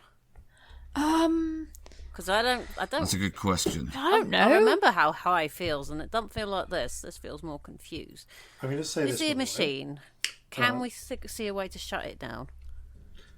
Actually, no. What did you want to say, I'll Liv? draw this attention if you ask anything specific. If you want to see, looking for a way to shut it down, both Tammy and anyone else may separately roll an Arcana check. Okay, it needs to be separate though. That makes sense. You are seeing different things. Yeah. Of course. Might as well. Yeah. Natural 20. Okay. 19. Okay. That is not great. 9, I think. Okay. So, Corzin, you don't really have like the most experience with sort of arcane machine, like, you know, enchanting or magic items or so on beyond using them. But you do know that this sort of stuff probably has a power source of some sort, or it, you know, because things that you think magic items in the past have either required some sort of, you know, magical power source thing that you've heard about, or they've had like spirits bound into them or something like that. The ones that weren't sort of, and they broadly fall into two types, into those sort of two categories. There's the dwarf made type ones, which tend to be full of very when you break them, when you get them open, quite fragile different little parts. And then there's the ones like the one like the artifacts you found from the Achene, which were made quite differently, but seem to have been imbued with bound spirits.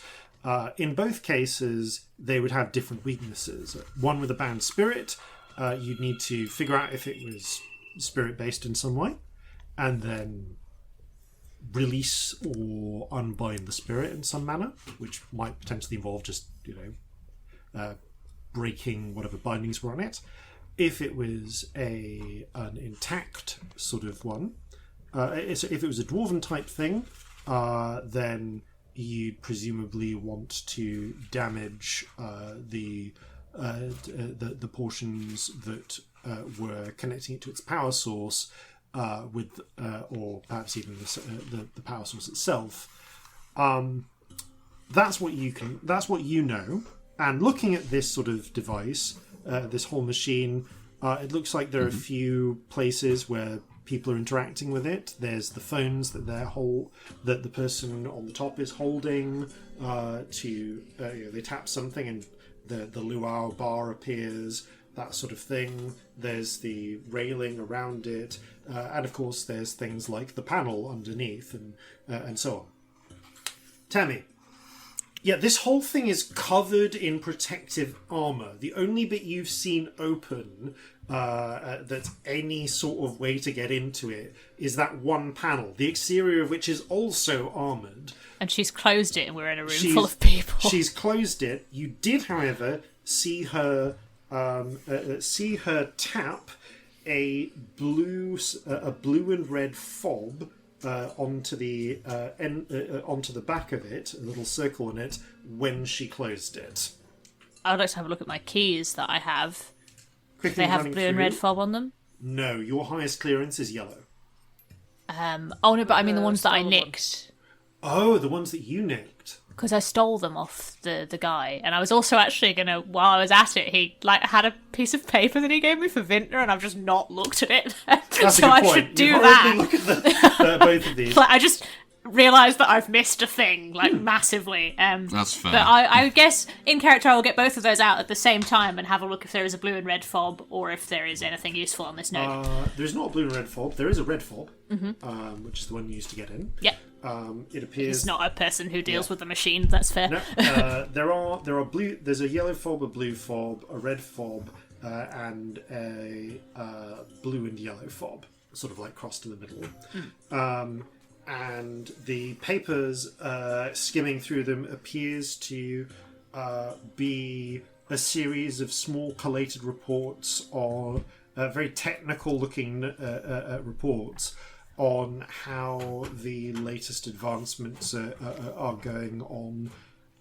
Interestingly, wearable sense manipulation items. And there's like a little sketch of what looks like a handy little sort of like a wristband almost. Come to think of it, you can see them working on that wristband over on one of those on one of the benches not too far away.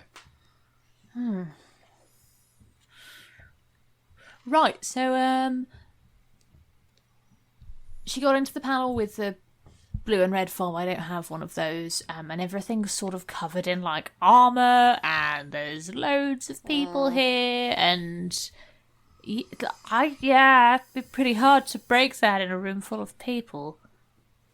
Okay, so we need to get ourselves a fob. Yeah, we either need to get into it with a fob and make it look plausible. Maybe if Bitey did it, they might buy it. Can I look through mine? Do I have any that would correspond? You do, in fact, have a blue and red fob. You don't have any solid red clearance fob. You don't have red, you don't have black clearance, but you do have, in addition to your yellow, I think I said you had 5 fobs.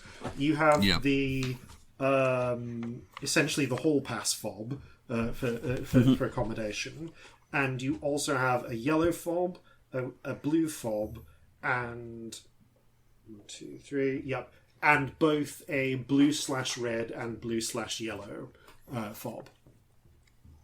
Okay. I am going to attempt to move around the outside and access the place that requires the blue and red fob. Should we maybe cause a distraction if we're going to open it? Yeah, you're right. What's distracting? And we then need to also be able to like break it real fast if we do open it or shut it. I don't know, I could faint or something. You've got a big old guitar thing there. Why didn't you just start playing real loud? Because we're in like a science lab, and they might think I've gone insane. Yeah, but like, will it be plausible? I suppose if we don't get it open immediately, we are then going to get chucked out. I think you have gone insane. We'll get chucked out. If I faint, maybe we'll get away with it. Okay, yeah, but I'm going to break the thing as soon as it's open, if it opens, just so you know. Right. Okay. Yeah, I just can't think of a way that I won't get immediately thrown out for playing guitar like a nutter. Alright, I just think it'd be very distracting. Different character, man. Yeah. It's not happening. Yeah, right, you go do a fainting, and I'll break a thing if you can get me in. I just go, Shanty babe. Yeah. Will you catch me?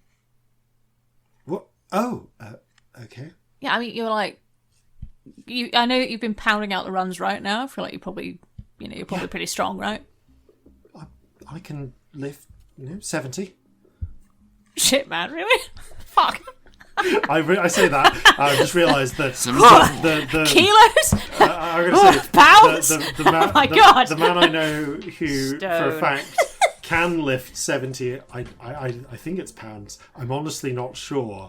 I know for a fact that that Gerard doesn't listen to this podcast. But the man I know who can lift that is fucking jacked. like, he's like, if Shanti can lift 70 of anything, she's jacked. like he is like this like ludicrously jacked Scotsman. For perspective, what you think of as my big weights add up to 8 pounds, Yeah, 8 kilograms, with 2 of them. And I'm considering going up to 10 soon. And I'm like, oh, I'm so beefy. 70? Jesus. Yeah. People do, but Shanti's suddenly real jacked.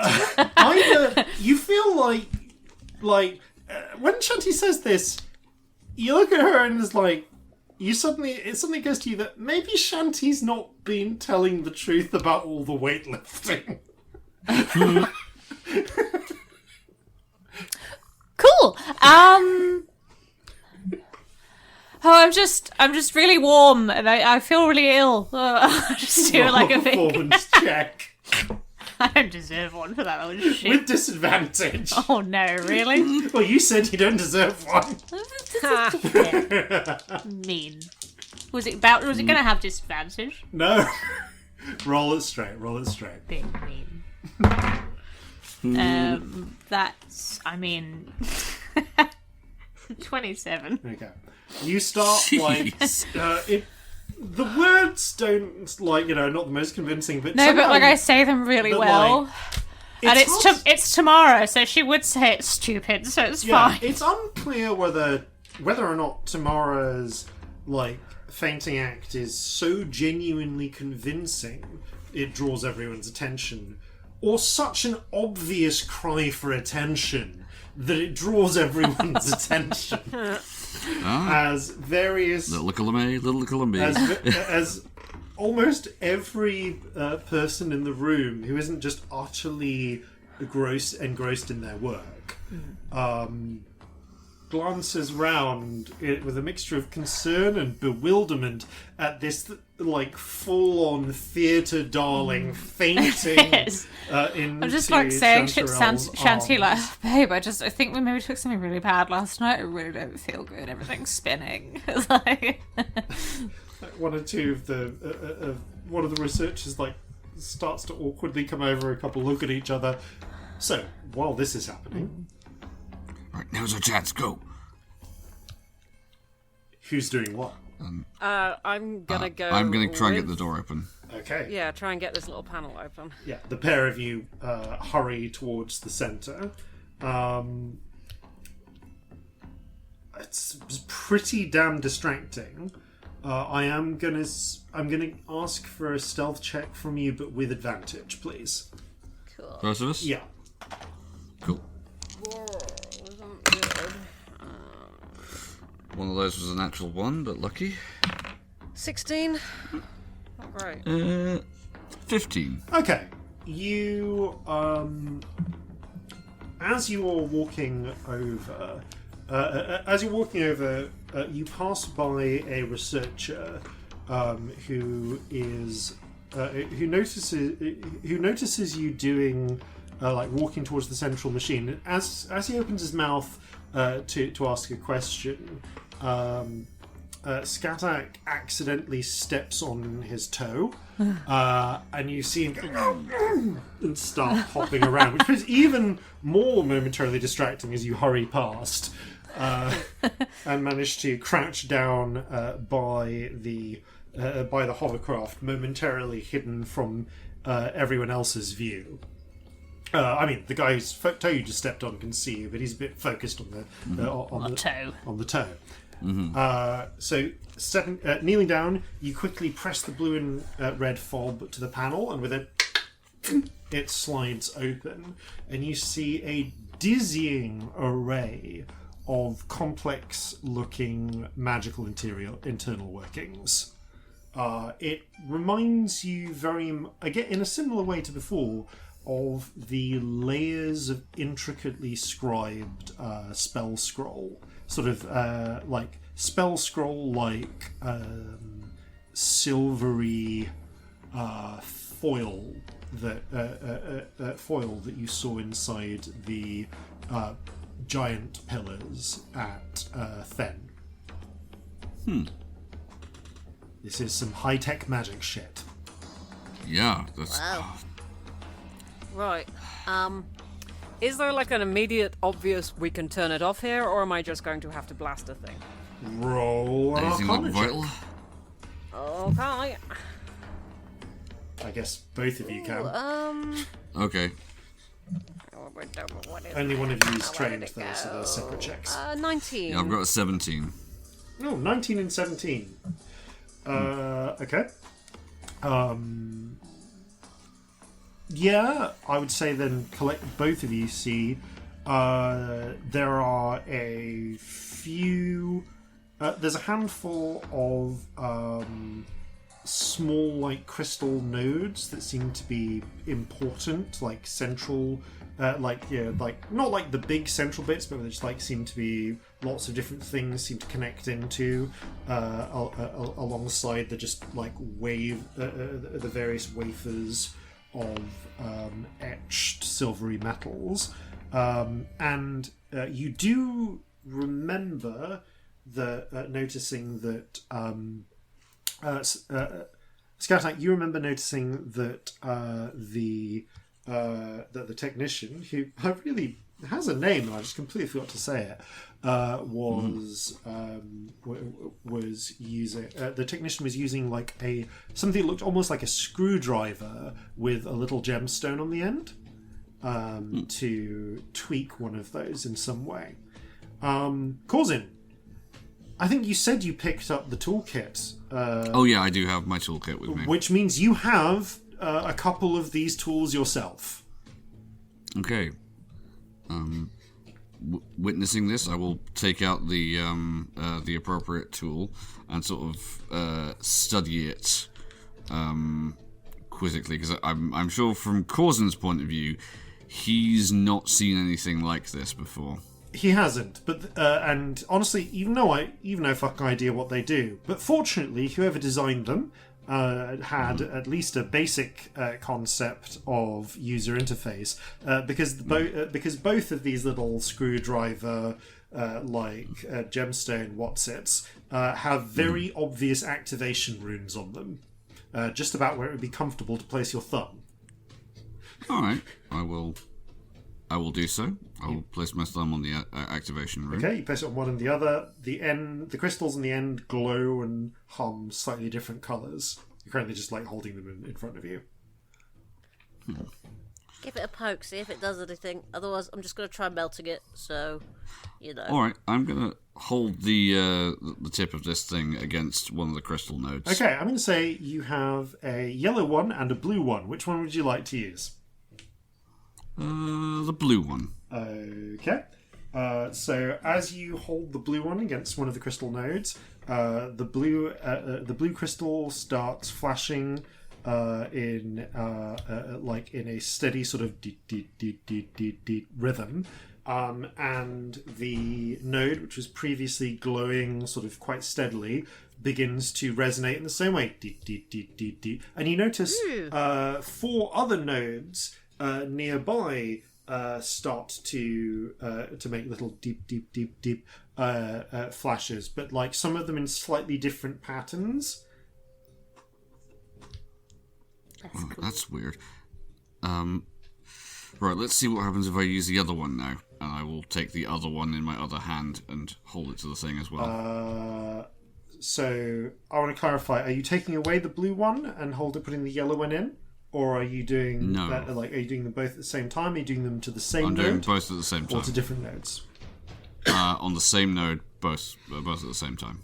Okay, so now as you do this, the node is going deet, but the yellow crystal starts to rather than flicking on and off, it sort of grows in brightness. And then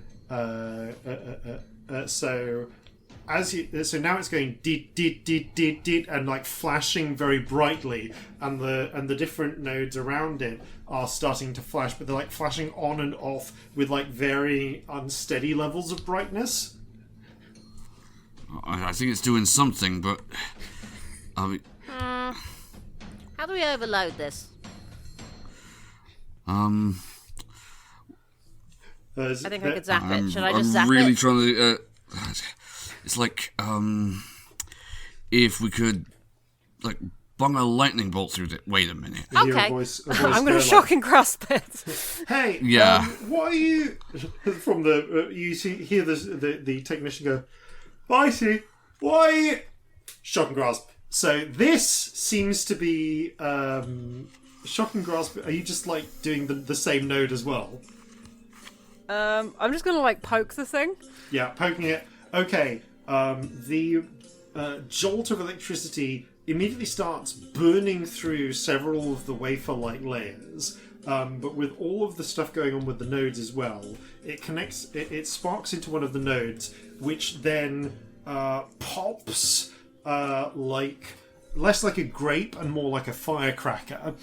Woo! At which point it hisses, it sparks. Several of the surrounding nodes begin flashing even more erratically. And starts to cascade further into the machine as you're doing this. Is it? I think we did it. What's going on? There's something wrong with the machine. One more for luck. Yeah, do it. Okay, where do you want to target this? Are there any of the sensitive-looking bits that seem unaffected? Yeah, I will say that there were. Well, because of all the flickering and bullshit that's gone on, 2 of the original 3 nodes are now flashing and pulsing erratically. 1 is still going quite steadily. Oh, I'll zap that one. Okay, Yeah. as you put a jolt through that, it's like, wait, are you doing that on? The silvery wafers burn away around it. The crystal segment explodes. And the cascade wildly goes out around it, and you hear a sort of horrible screeching sound, Uh-oh. including horrible for my throat. I'm not going to make that noise again for a little while. Run through the whole machine and indeed the whole lab, and you sort of hear a high-pitched dee sort of noise. Resonating through everything, including your own bodies, for a moment, before a sound like a crack. Smoke billows out of the panel as sections of this delicate machinery break down, overload, and discharge. However distracting you were a moment ago, Tammy, it is completely Oh yeah, I'm like flirting with the lab technician for water at this point. overtaken by everyone staring at you all in at this act of blatant sabotage in the center of the room. Guess I'm losing my scholarship. In the next moment, in the next 2 moments, 2 different things happen. The first thing is everything it's almost like a pulse comes out of the machine and reality ripples for a moment. Okay, so need to check this. Tammy, to you, nothing changes beyond a ripple going through the world. Skatak, to you, nothing obvious changes beyond the fact that the machine starts clapping out and the illusion of the cheerful resort island above it cuts out suddenly. And there's just some people who were holding and looking down with shock and horror some very nice sort of cocktails are now just holding thin air. Corzin. Alright, let's look at this. As the ripple passes through you, you suddenly look down and you are wearing a set of what appears to be your long johns, for the most part. Like blackest black style shadow leather boots that you're used to wearing. The belt of eyes. You can now see your own body. And all of the eye tattoos visible on it. That's interesting. You have with you instead of the this is weird. So you simultaneously have Bitey's this is very interesting actually. I guess you have where Bitey's wallet was. There is now, but pressed again, tucked one into the other. Your purse with coinage in that you're used to, and the sort of psychic paper-esque passport that changes to display whatever identification you want. The ones the Fisher Kings gave you. So excellent. The universal passport. The first aid kit you picked up has changed into your first aid kit and is filled with your potions. You don't have any of your weapons. You do have... Other than the belaying pin? Yes! You do have the belaying pin because you had the wrench. Yes. Which you suddenly look down and you realise is your belaying pin. Oh, this is weird. Good weird, but weird. Everybody else, however, I guess three things happen. That's the first thing that happens. The second thing that happens is, about a third... No, in this room, 2/3 of the people here freak the fuck out and start looking down at themselves in horror and confusion. Oh, They don't look any different to you, though. They're still wearing their lab coats and their regular clothing, but you hear them shout, "What the fuck? Where are my clothes? Why do my arms look different?" Oh wow! But it's just Corzin for us who sees himself as himself. Yep. I'm still seeing You still see Celestia's body, but and like, clothes. I haven't been seeing Celestia's body this whole time. I've just been seeing Celestia's clothes. Oh, actually, in which case, I suppose slight adjustment then. Because you said that I was Tammy, but like in weird red fair clothes. I apologise. I'm going to adjust that then, because actually you should have been seeing Celestia's body, and I just got that wrong. So I'm going to clarify that now. Then, whatever residual effect was happening, it ripples. Your skin becomes charcoal grey. You don't feel it, but next time you do run your hand up to your hair, you'll find that it's different and has gone white, has gone sort of rainbow coloured instead. You feel... No, you're about the same height as before, actually. But yes, Scatak, no difference to you. Although the clothing actually... Sorry, I take that back. Your black and grey checkered shirt and trousers has changed.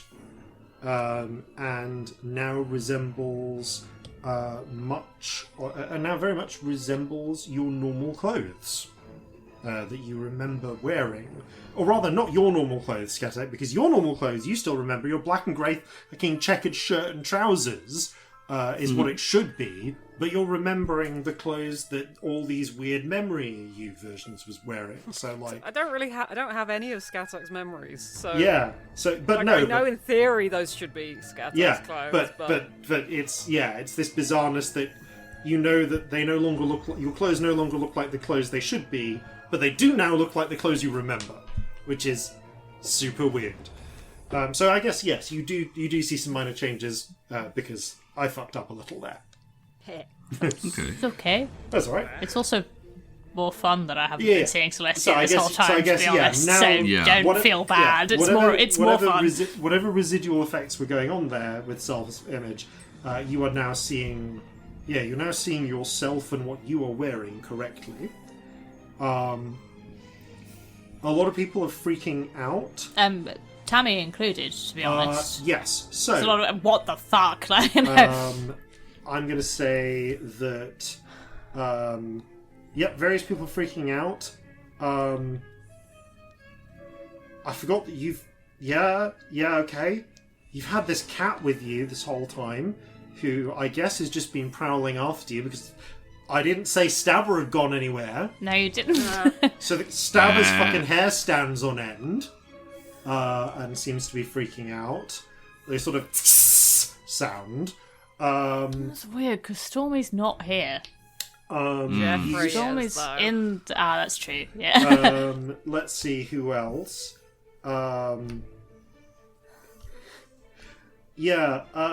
Hubert is just looking around confused and bewildered, but Shanty is looking down at herself like in horror and almost drops you.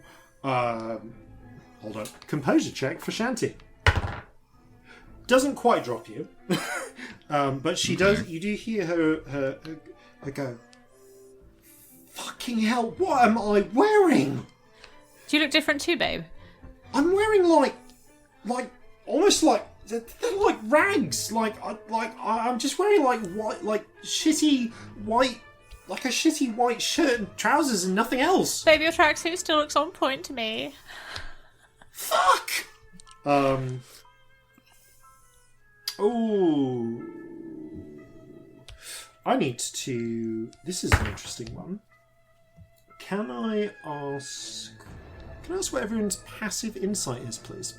How would you work that out? Passive. I always forget. Your insight score plus 10. Oh, cool. Give me a minute. 12. 15. 13. Yeah. 15. Okay. Skatak, you hear one voice. You hear one voice, but you don't know from who. You don't quite know who. Say, what am I? But you don't. But that wasn't quite. But it's not quite high enough to identify who said it. So I'm not going to. So, yeah. Don't necessarily take the accent as a clue either. Nah. Okay. But yeah, everyone here is now freaking out to one degree or another. The third thing that Can I happens... look around and try and see someone who's looking like confused and thoughtful rather than panicked, just to narrow it down? Because that was not a panicky, what am I? Oh no, sorry, I'm going to clarify. That should have been... Okay. That should be more like, what am I? So a little bit more horrified. Okay. Which seems to be a common thing. I'm Pretty not going to be able to standard for the narrow room. that down. Yeah. I'm going to say under the circumstance... the third thing that happens, though, is immediately a klaxon sounds. Very loudly. So, this having happened, what do you all do? Okay, well, we've managed to break one machine. Clearly, there's more. Yeah. Does anyone else in this room resemble any, like my companions? Not to you. No. Okay, fine. There's got to be more here. I have a little bit of a Can cry. Yeah. That's what I do. Yeah, you clutch Shanty tightly. And We have a little bit of a cry. Shanty joins in. She is has no fucking idea what's happening. Do I still look the same to you?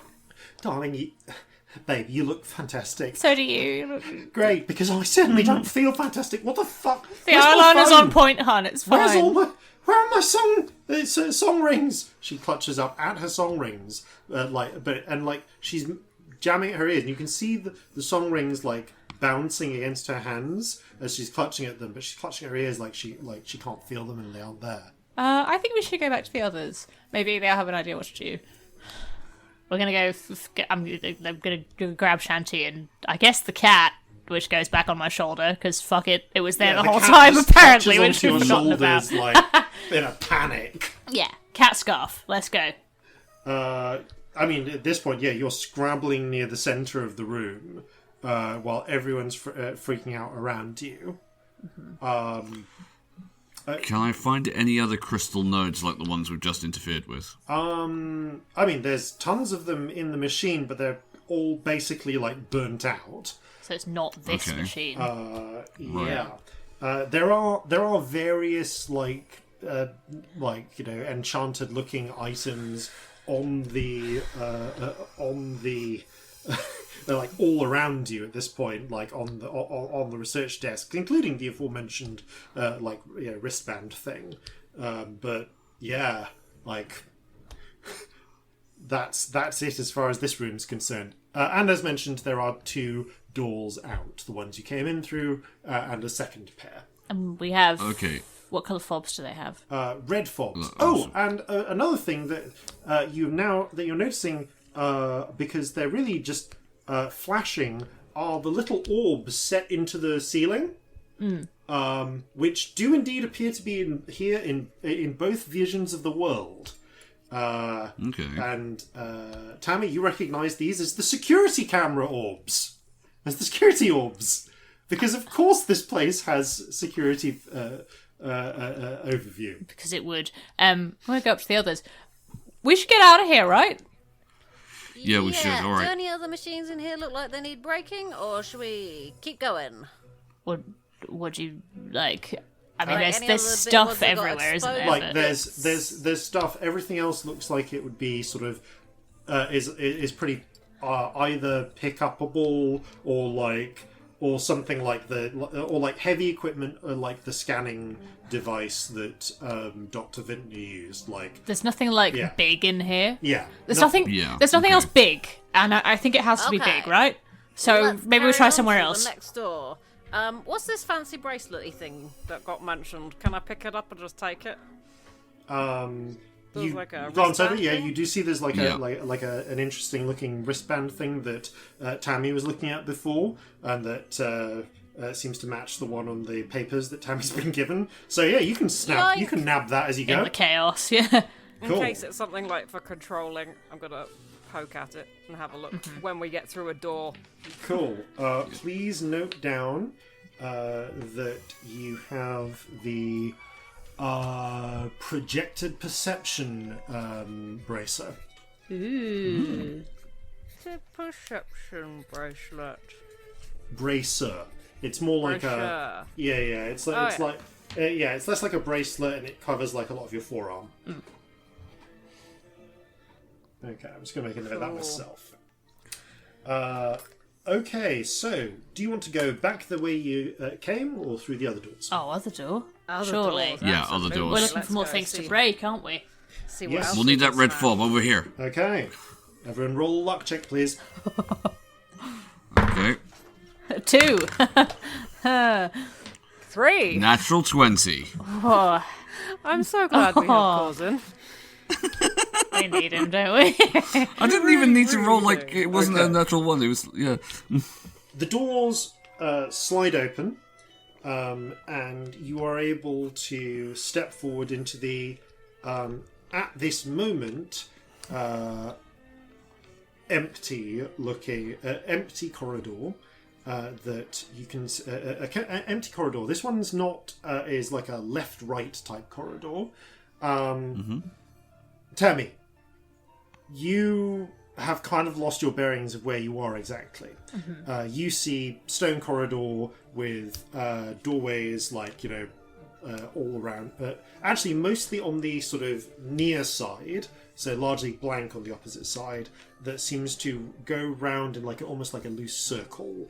Like you could see that it bends round over time. The rest of you see a cheerful-looking corridor with like skylights above, and various informational posters about what you can achieve at Alisant University and careers in optical engineering, and so on, and a set of signs pointing in different directions, reading. Optical engineering with a sort of downwards/backwards arrow. Left arrows are administration, archives/scriptorium, and right arrows you can see are Abjuration Department, Transmaterial Engineering, and Heat Accelerator.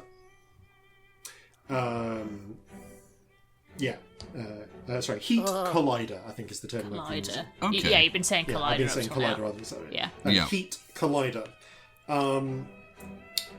And the Collider is the biggest bit of machinery around here, isn't it?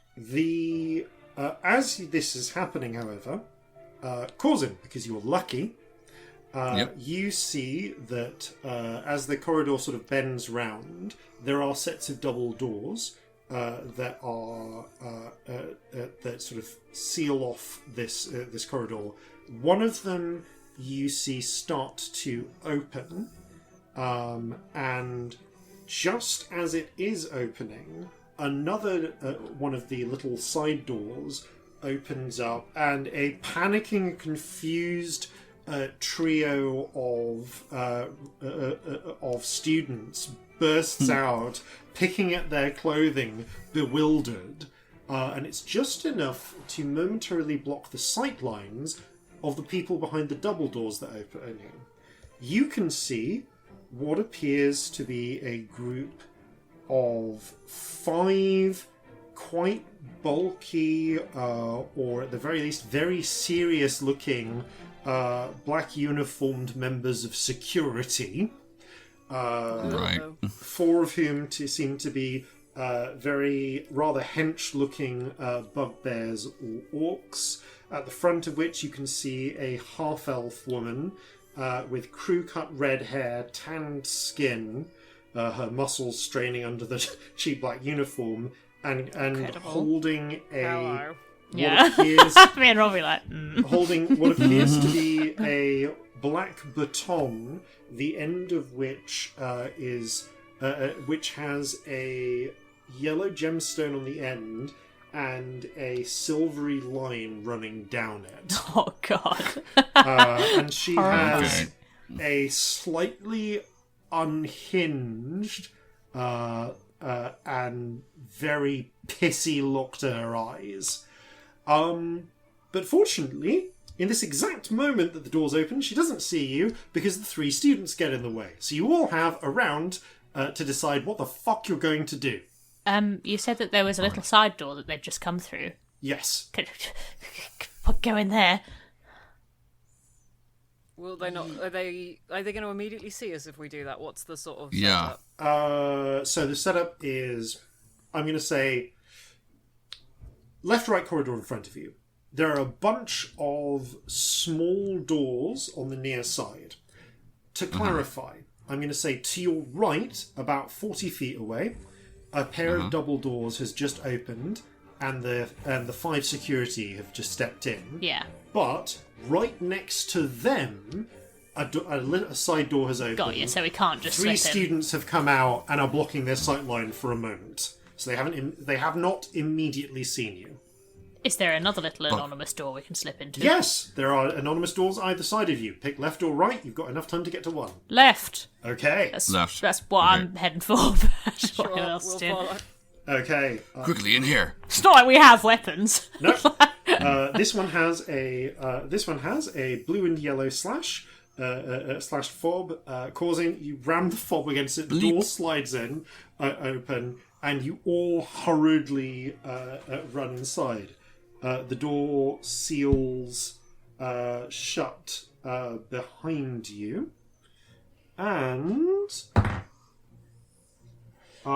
you can see, and you see inside a confused and a very confused looking bugbear woman who has grabbed a what appears to be a heavy sort of ornamental bust and is holding it up with both hands like a weapon in a panic, and in response to 4, 5, 6 strangers barging into the room, and a cat. And a snail. And a snail. Carrying a snail. So I guess, weirdly, just roll initiative. I want to see if anyone rolls higher than her. Okay. 17. Stop with the 2s. 7. 11. Cool. Skatak, what's your dexterity modifier? +2. Okay. You are able to act before she can, because you see, so you get this moment where you see her, drawing in a breath. What do you want to do?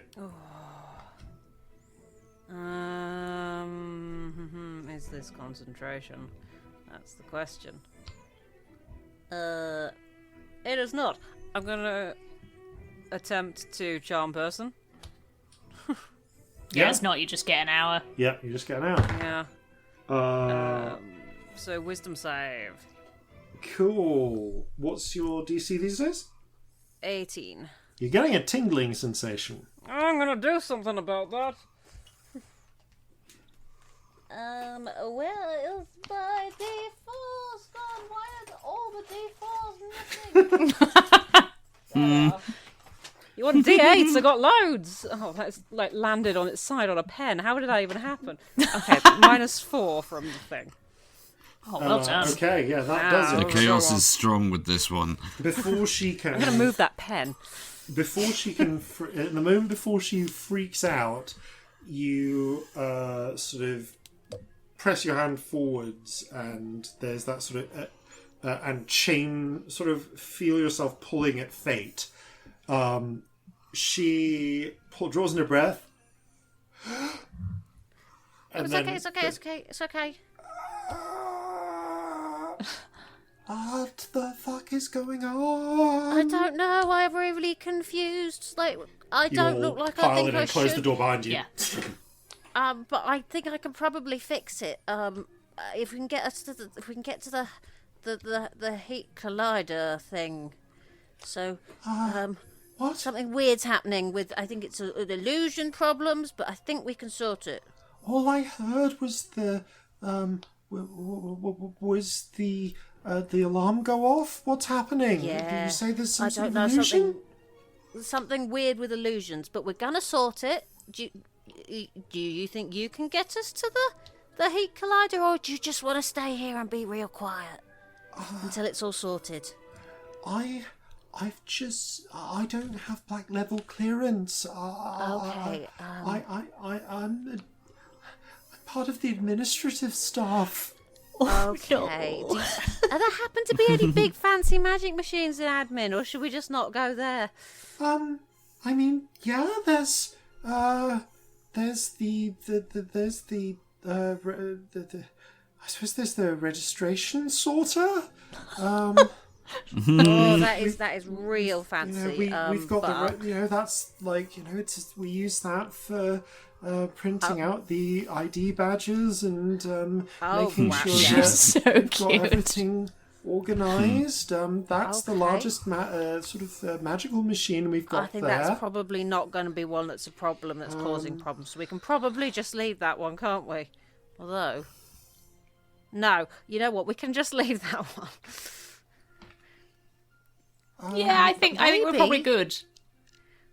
Maybe you can just stay here really quiet and safe until it's all sorted. Okay. Yeah, we'll work this out somehow. Corzin, you hear you can hear, because with your passive perception, the sound of the doors nearby, the double doors nearby, sliding open, and then a few seconds later, sliding close again. Alright, I'm going to give it a 3 count, and then I'm going to, open the door just the tiniest crack and have a look out. Okay. It looks like... In fact, I'm going to take advantage of the fact I could do this. I'm going to open the door wide enough I can fit my hand through, and then look left and right with the eye on the palm of my hand. Okay. love that doing a little palm so periscope. You can quite clearly see... you got one in the palm, one in the back, so you literally just put your hand through and you get both sides automatically. You are able to see that although the security guards are, the security team that you saw before are not immediately here, It does look like about 8 different students and faculty have now moved into the corridor, like at different points, and are like arguing and like asking what the fuck's going on. And some of them are picking at. I'd say about a third of them are picking at their clothes, looking like bewildered at what they're seeing. The others just seem bewildered by the alarms. No one knows what's going on. Alright, it's chaos, but we can use that as cover. Right, I think we've got to go, haven't we? Yeah. Yeah, okay. we do. You stay Towards the here. big collider thing. Sorry, what was your okay. name, nice person we've just met? Jade? Hi, Jade. You Hi. stay here, real quiet and safe, until it's all sorted, okay? Okay. She's so cute.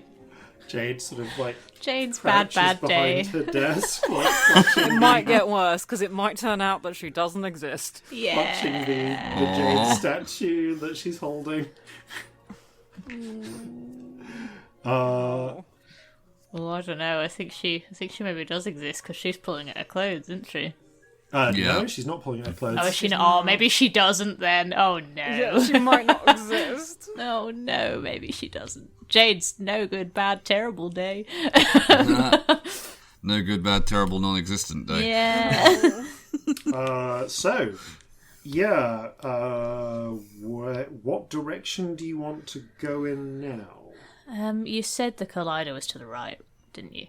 Yeah. That Down the corridor. follow them signs. Okay. Yeah. Right, you're going to try and so you're trying to move through the chaos. Group stealth check, please. Okay. I'm not wearing my stupid clothes. Like, I'm not Yeah, wearing the big... do I have my cloak on? Oh, question. I'm trying to think what items you picked up. Did I put a coat on? Was You it didn't warm put a enough? coat Cold on. enough? No, you didn't put a coat on. So you don't have your cloak. Okay. Oh, I've rolled well, so that's fine. 16. I've just rolled my third 2 in a row, and I'm having like an out-of-body experience because this is on like 3 different dice. 7. That is a 23. Okay. Sorry, what was yours, Corzin? 16. Okay. You scramble through you head into the corridor, and you're accompanied by your two increasingly freaking out and unwilling companions. Diana, the blue-haired human woman who from before, by comparison, looks much strangely more at ease though as she's moving along. Like she's like things are she's still not comfortable, but like she's looked down at herself. You see her look down at herself and nod before moving after you. I'm going to ask her actually. Like, has anything changed for you? Yes, I look like I remember myself looking now, which I know isn't how I'm supposed to look, but at least my memories are matching up to what I'm seeing. Alright, that's something.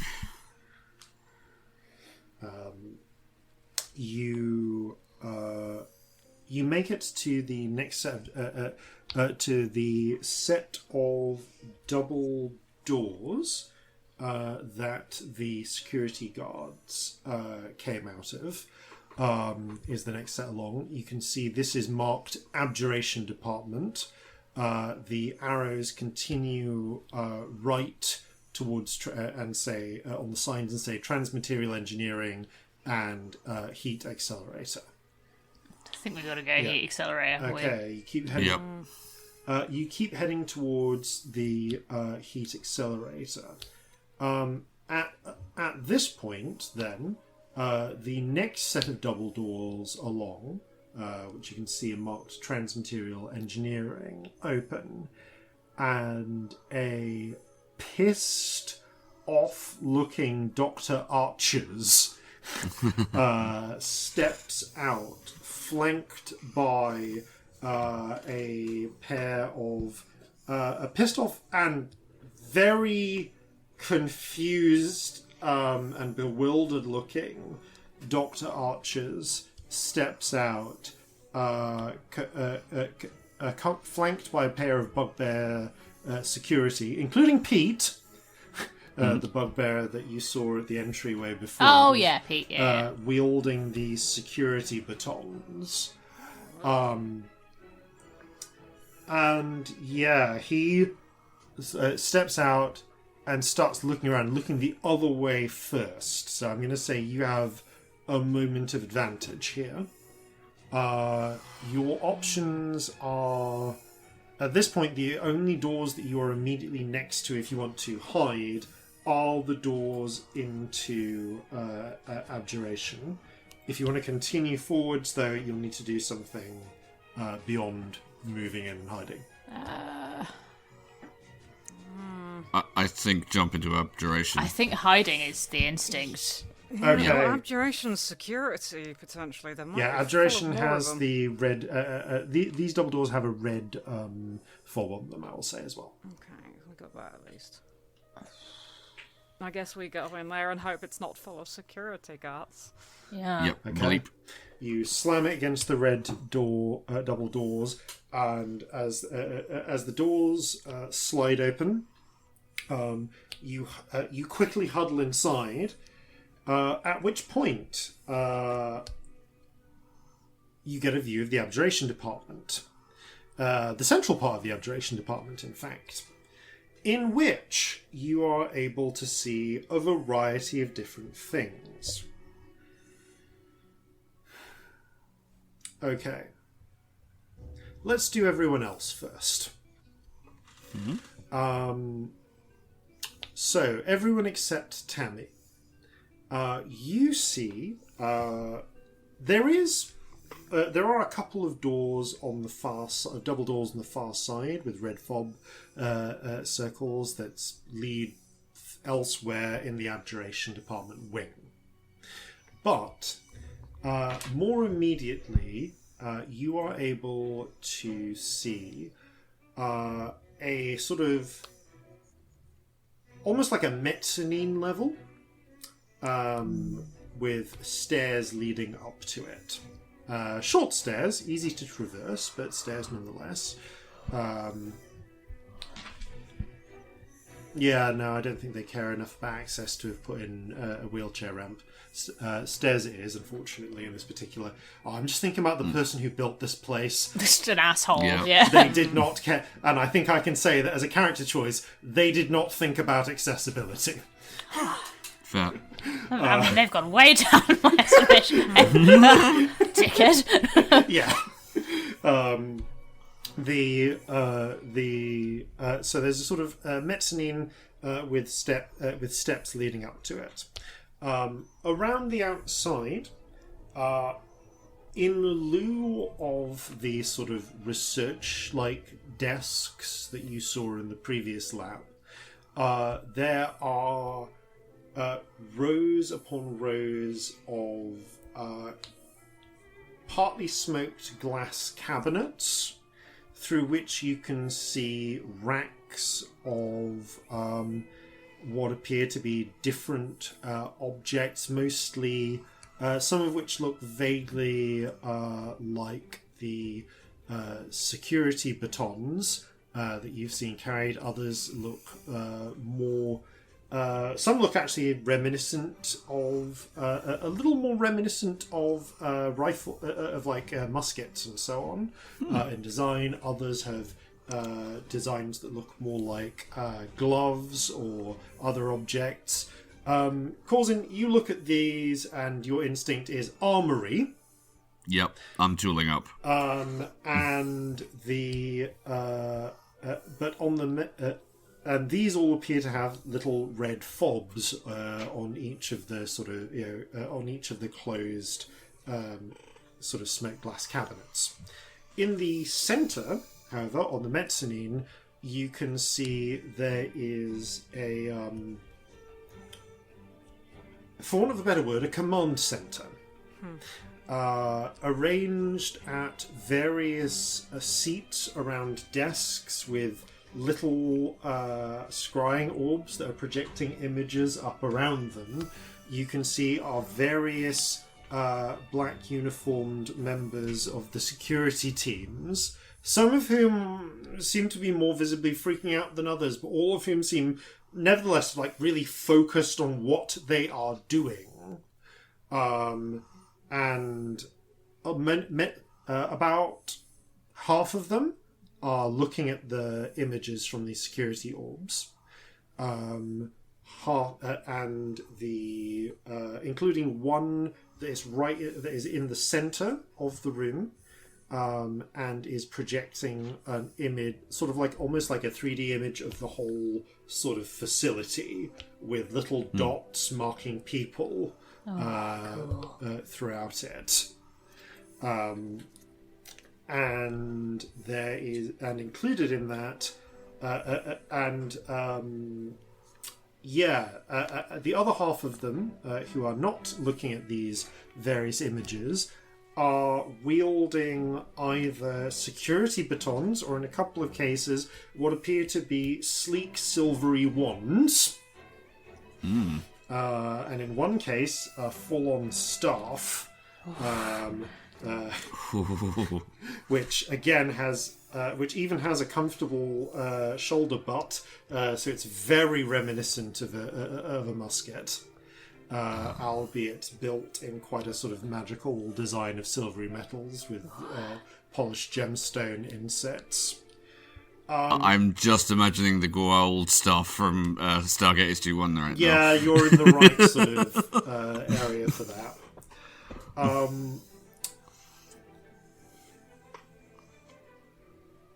And I'm going to say, Tammy, what you see is remarkably similar to this. Again, the layout is very much the same. The smoked glass double doors are actually steel double doors. You can't see into the smoked glass cabinets because to you, they're all reinforced steel. The security orbs and everything, yep, those are all real. The images they're displaying, interestingly, are just thinking, yeah, the images they're displaying are not visible to you, but the orbs seem to be real, interestingly. You can't see the big 3D display of the school that's tracking everyone, but you can see the security guards looking up at it. Those that don't immediately notice you having walked in.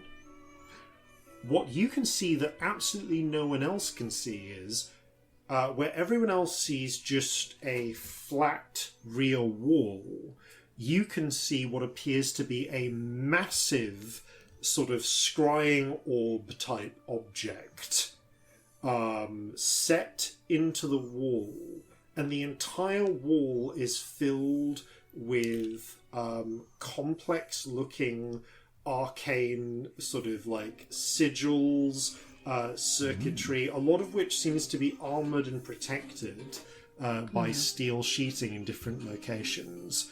But you can see this is a massive, very obviously magical device. Yeah. I can't do anything about it though. Yeah, so absolutely nothing, because I don't have anything. And at this particular moment, no, you do not. So I don't know I can do magic, so I'm just Yeah, this is you don't know you can do magic, but I will say, so I throw a cat at it. I'm a bit stuck. I will say though, You're in a room with weapons. All of the weapons you can see do appear to be point and click. So that doesn't help you right now, but in a future turn it might. Right. Okay. So I will say that all of any magical item you grab from here is immediately obvious how to use. Cool. And none of these will require bonding with. Awesome. Yes. Excellent. However, I'm going to say total of 12 security guards here do spot you. So, at this moment, I would say,